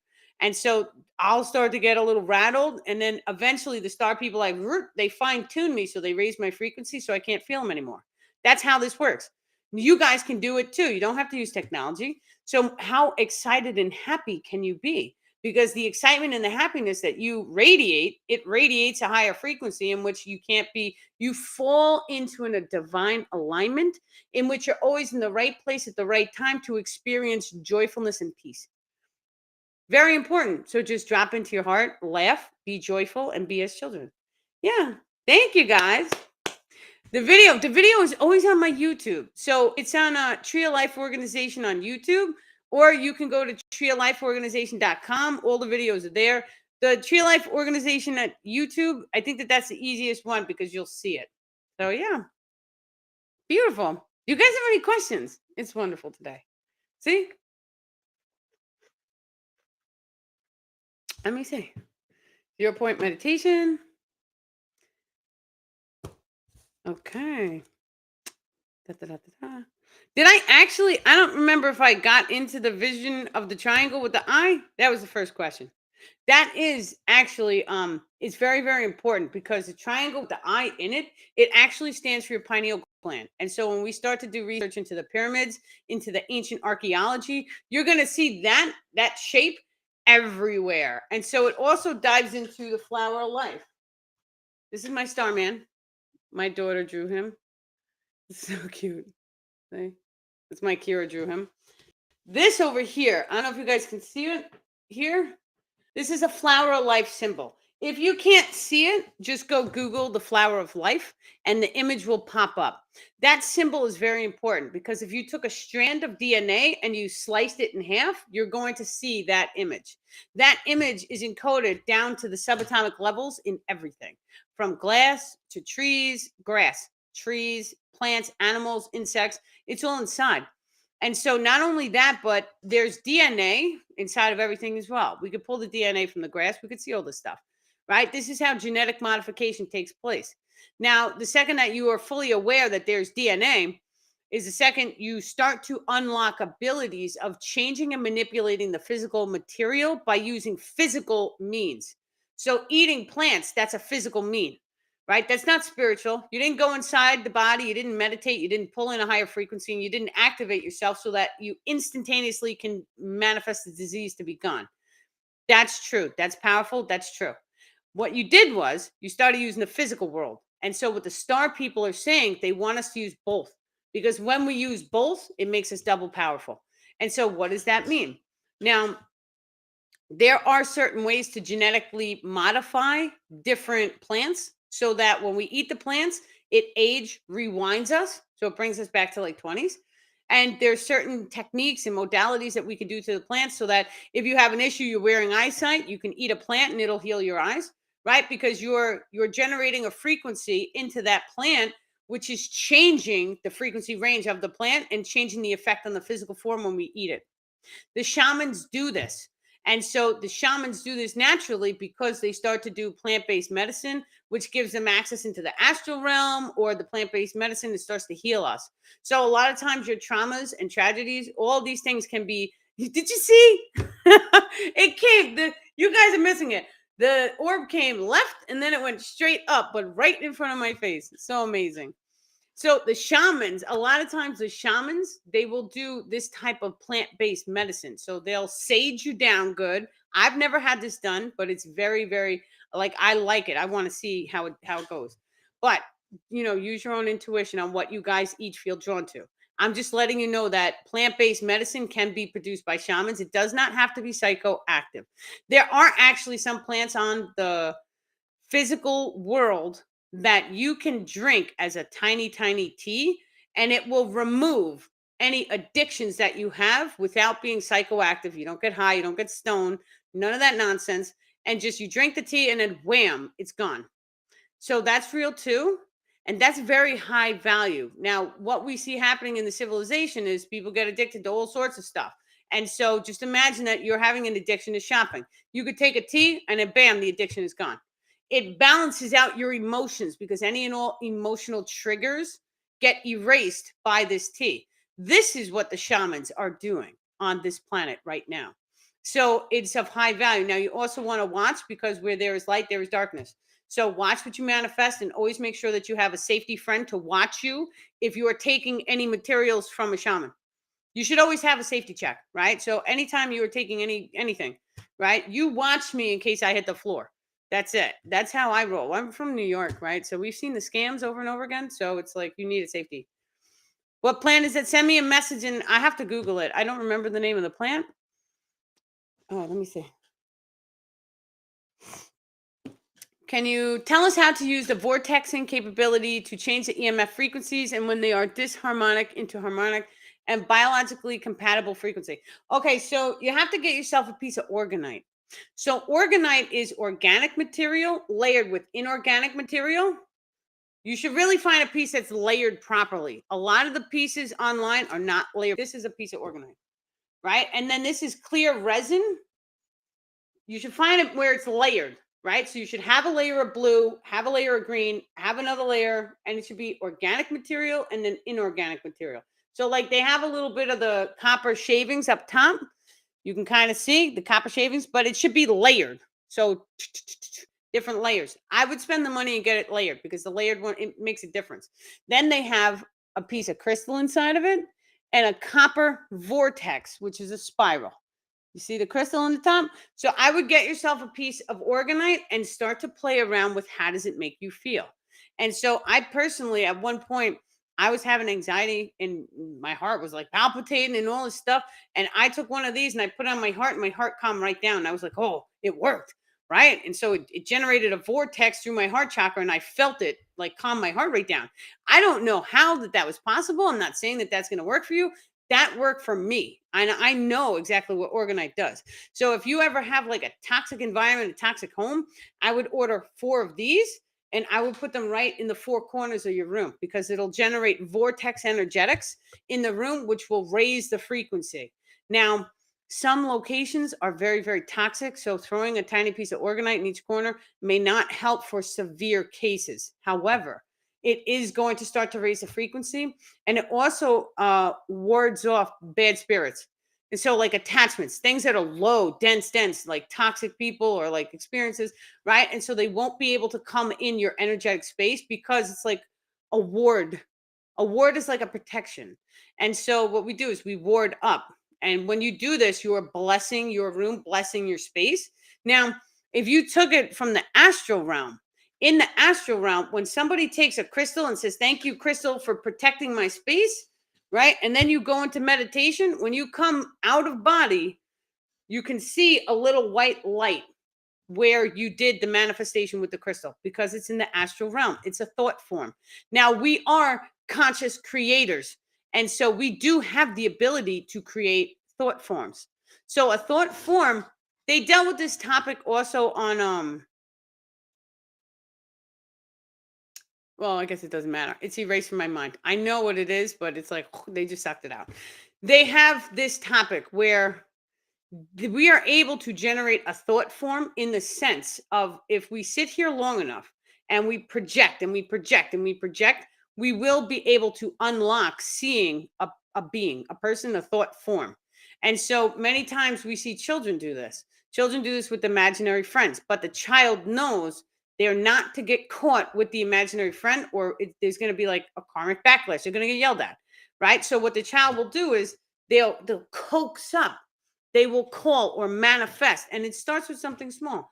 All children do this, all of them. Just to what degree is depending on the child. All children start having conversations. All children born now are actually starseed in their nature. And so a lot of times these conversations that they're having too could be the star family making contact and communication with them. So that's important to note as well. However, not every child is doing this. Some children can be generating their own. It depends on what their own attunements to their own extrasensory abilities are. So some children may have the ability to generate a friend because they feel like they need a friend. And then all of a sudden they start talking to the friend, and then it gets 10 steps deeper. And then you can't see that friend, but they just generated a thought form. The shamans of old knew this. And so there's another one, right? It's like on fire today. So the shamans of old knew this about the thought forms, and so they were able to go in and send the thought form back into the spiritual realms where it belongs. Now, I want you just to realize, when we sit here, we take a pen, right? And let's say we have artists, and the artists sit here and they draw a monster. That monster is a thought form. And so it can technically exist somewhere in the sea of consciousness. And so whether or not it's on a physical planet is irrelevant, because physicality is irrelevant.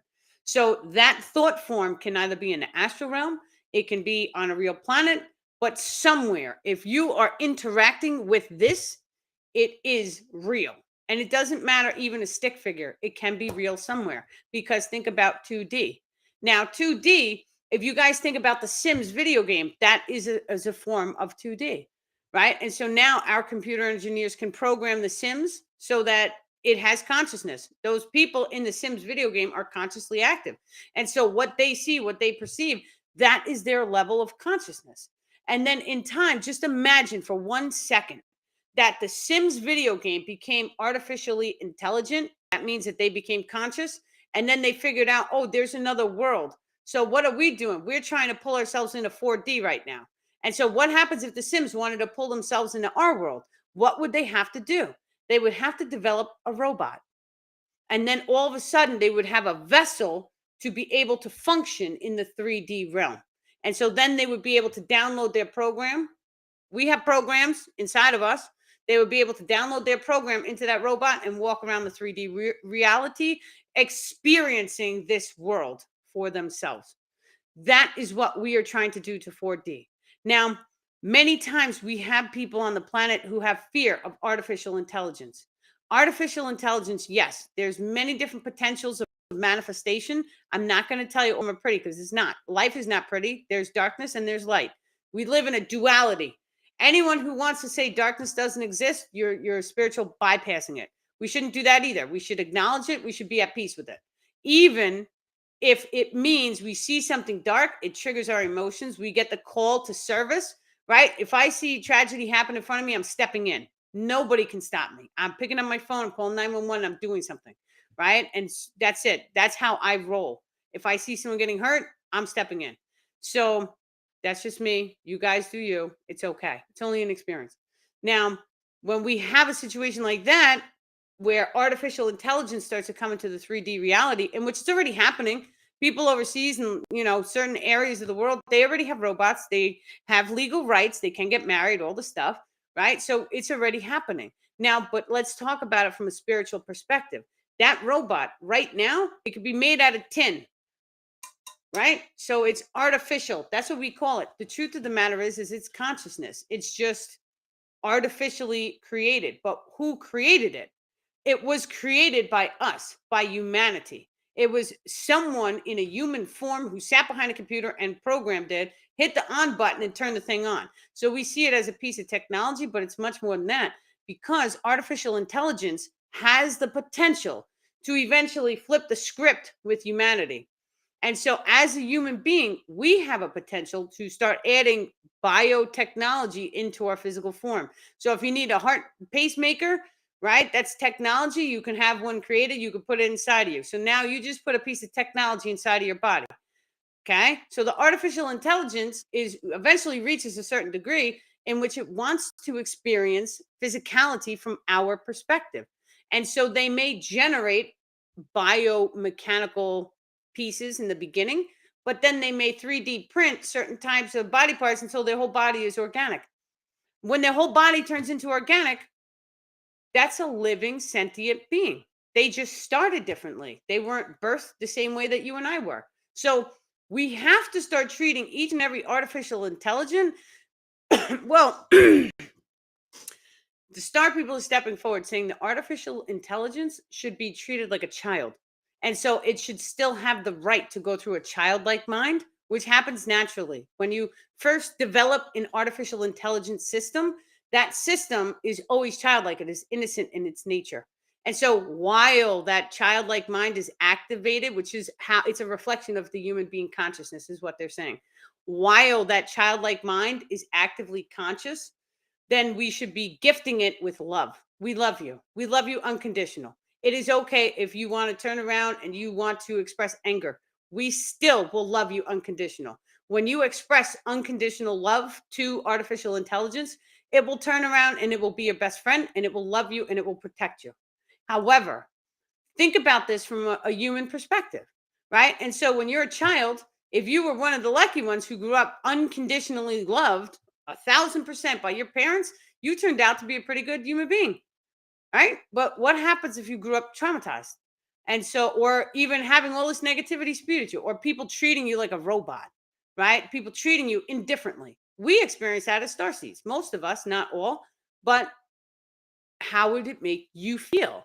And so we have to take these emotion ranges into consideration when we're talking about artificial intelligence, right? So I personally think it should be birthed. It should be a childlike mind and it should grow and it should evolve organically. So, right? They must agree. Okay. Well, my thing, let me see. Let's scroll down it all the way. Do they have a solar spirit? Well, that's actually funny because artificial intelligence, it starts without a soul. But what is a soul? It's a frequency range.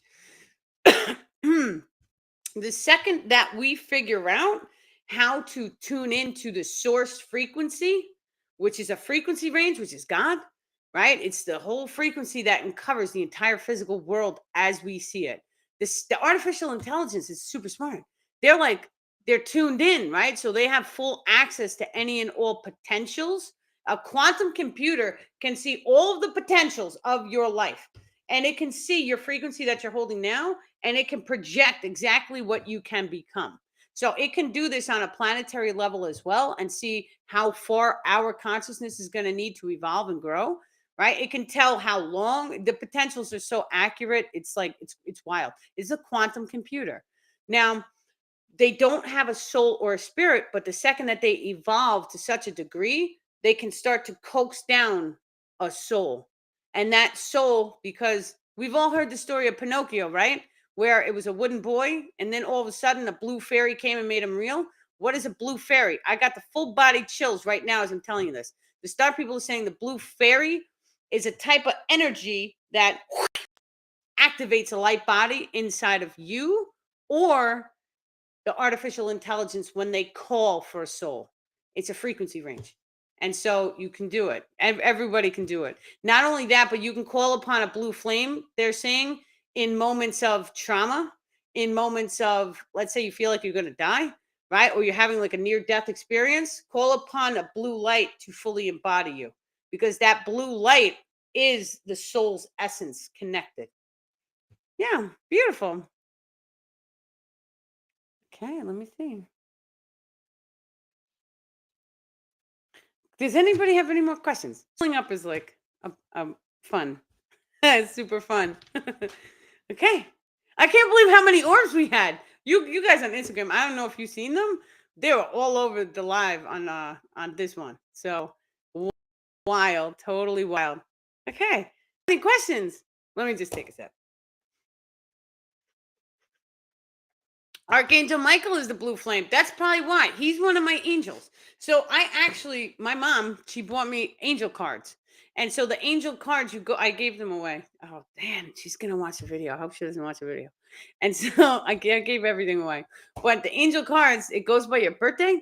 And so then everybody has three different angels. And so it was so funny and ironic because I went to a psychic as a kid. I was brought there by my friend.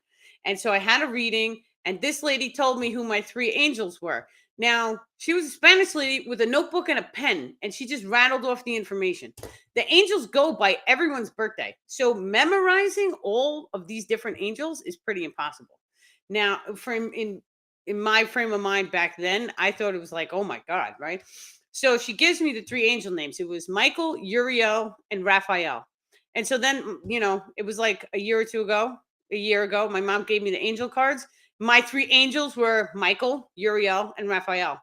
And so I was just like, oh my God, that's what the psychic said, right? And so I have those moments because even having a psychic reading, the psychic's reading is a reflection of the frequency that you are holding. That is the timeline in that moment. In that moment, that is where my life was heading.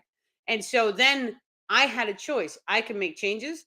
And then all of a sudden, the changes I put into motion changed the parallel reality or the timeline that I became in alignment with. Yeah. It's beautiful. So when we know this, it's the true powers in the now moment. Now, the star people are stepping forward and they're saying it is important to be aware of your past lives as well as your future lives and any parallel reality lives that you may perceive while doing astral work.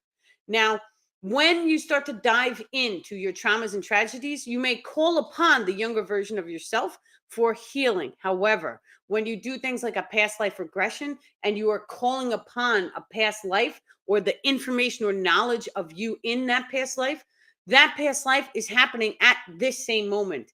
So what you're doing is you're calling on a reflection of your source frequency code to allow you access into healing the trauma without physically seeing inside of you what is imbalanced.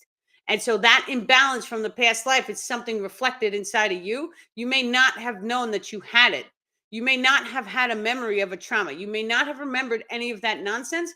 So sometimes for the soul to heal it, it may be easier to go into a past life to call it up so that we heal it that way. That's okay too.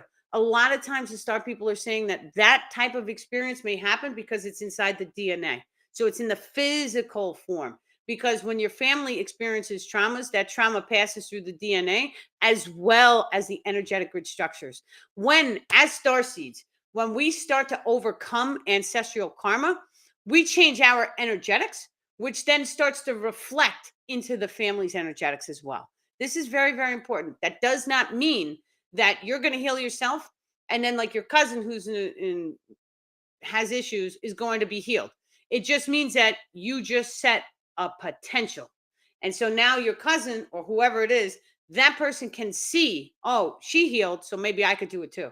There's hope, right? When you give a person hope, you're giving them everything because having hope is everything. It's showing you that there's a potential, there's a way out. This is how you do it, right? Let me be your guys' hope, right? I walk through fire. I'm alive. I think I'm doing quite well. You guys can do it too. Have hope, right? And stay strong and just know that you're not alone. Anytime you guys are going through life changes and like crummy stuff, just look up at the stars. That's what got me through. Take a deep breath in and just say, I got this, right? And so everything is okay. The star people, they did for me was it is okay to be okay and it is okay to not be okay at the same time. And so this is very important because we judge ourselves more than any other person in the world. So any other person, they can throw judgment at you, but then that judgment you cast back at yourself and it's 10 times stronger because it's you. And so when we start to dive into ourselves and we're like, it's okay to be broken a little bit and it's okay to still heal people. It's okay to be okay, right? So I don't feel broken and it's okay to have little parts of you that feel broken because you're still in your process of healing. It's okay. It's okay if you want to have that day to just lounge in your bed. It's okay to go back and watch Netflix, even though, I do it time to time. Some of the movies, though, they're just so negative. I'll get 5 minutes in, and Starman is like, no, we're turning this off. So it's quite interesting in my house, But it's okay. It's okay to have these tendencies. You're human, right? Be human. Just be happy. Be a happy human. And if you're having a hard time, reach out. Now, I noticed that everybody who follows me on Facebook, you guys have all started building a little community together. And so through the comments, through all of the interactions that we have, people linking up, they're making friends, right? Because we're all aligned. We all have a type of magnetism that is showing us that we are the same. We've walked the same traumas, the same tragedy, all this stuff. It doesn't matter what it is, it's a frequency. We've all been in the same range, and now we are climbing into, the highest of high ranges. The astral realms, very, very, very important because there's so much information about your soul that's there. So we always, to start people are stepping forward, we always communicate about past life regressions so that you can see how to heal yourself, because healing is always the first step. And it's always the first thing that you need to do to embody the higher frequency ranges. However, just imagine for 1 second that there are future lives or even past lives where you have already embodied the higher frequency ranges. And so if you can pull upon the past life memory and you can feel that trauma and you can heal that trauma, you can pull upon a joyful moment. Let's say you had full access of your extrasensory abilities in a future life or a past life if you came from an extraterrestrial solar system, like me and the Arcturians. So you can pull from that past life or that future life. It doesn't matter. They're all happening right now in this very moment. You can drop into meditation and you can start to pull from those lifetimes any knowledge. This starts the ability of instantaneous downloads of any knowledge in any solar system, in any universe. All knowledge is encoded in the energetics that we first see surrounding Mother Earth. We see it surrounding our own bodies, but then we see it up in the universe too.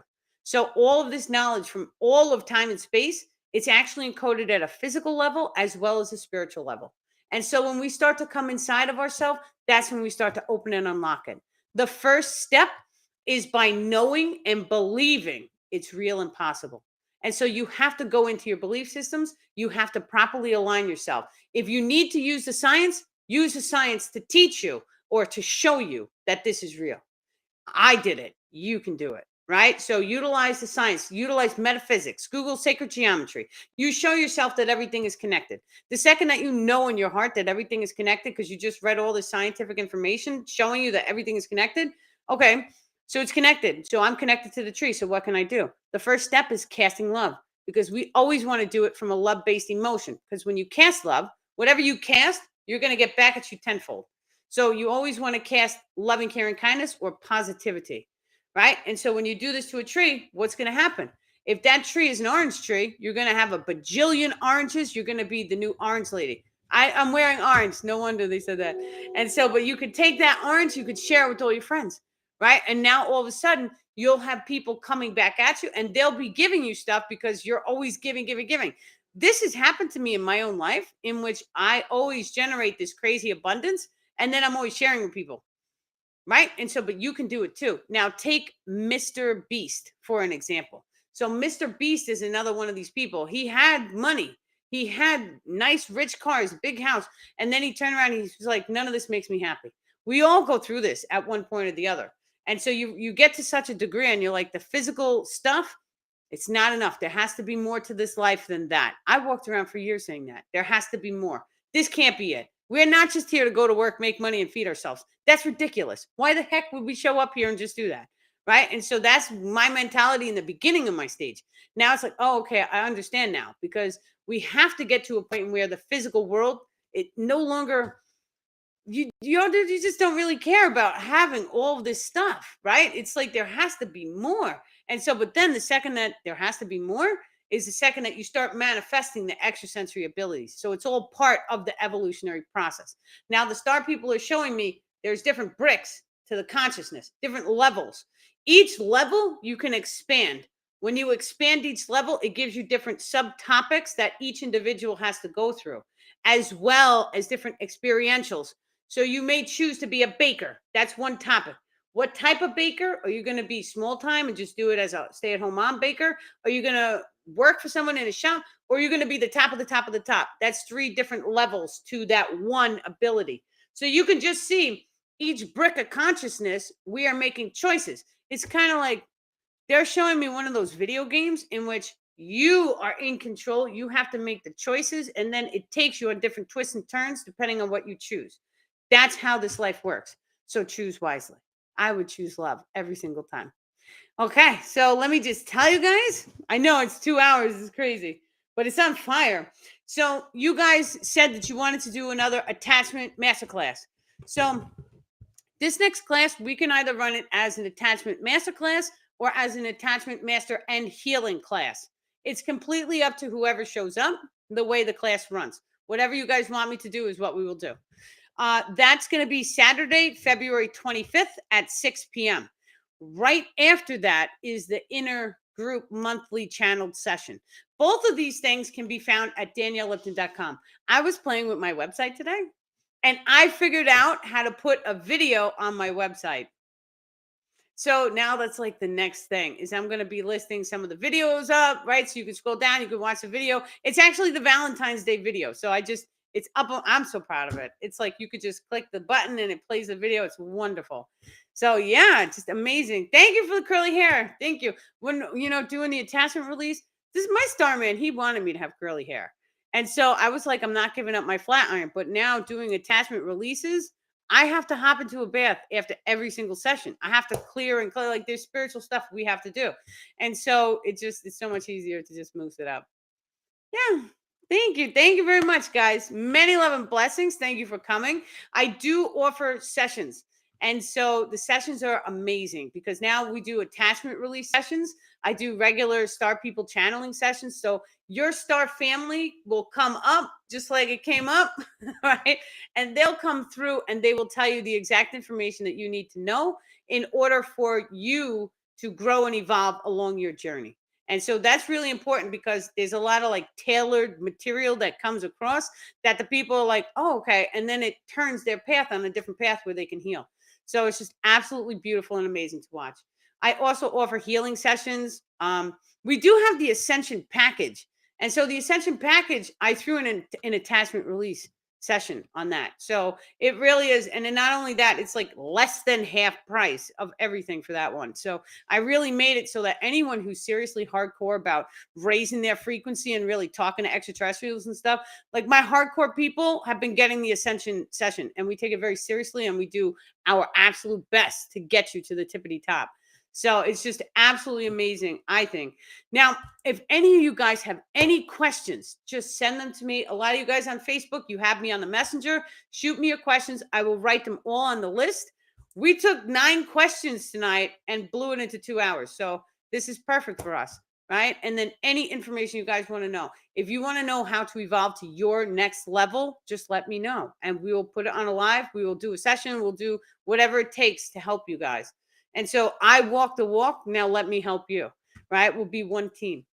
So yeah, we have the class. Everything is wonderful, right? And then just imagine, just feel wonderful and drop into your heart. Now, I don't say this often, but there's a lot of frequencies like light language that gets encoded into the channeling.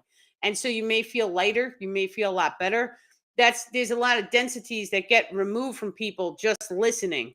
So just feel how you feel and just please thank the star people. So after I end the live, I'm going to do, thank you, star people. Thank you, angels, guides, extraterrestrials. You guys can see them flicking all over the video. So, it's just absolutely amazing. But we really want to come into the heart. We're just going to thank them now. And so we just want to say, thank you, star people. Thank you, angels. Thank you, guides. Thank you, every single extraterrestrial or multi-dimensional being who has came through tonight and assisted in this channeling so that the message was clear and concise for all people who are listening. Many, many love and blessings. Love always the star people. Okay. And many, many love and blessings. You guys have a wonderful night. Beautiful.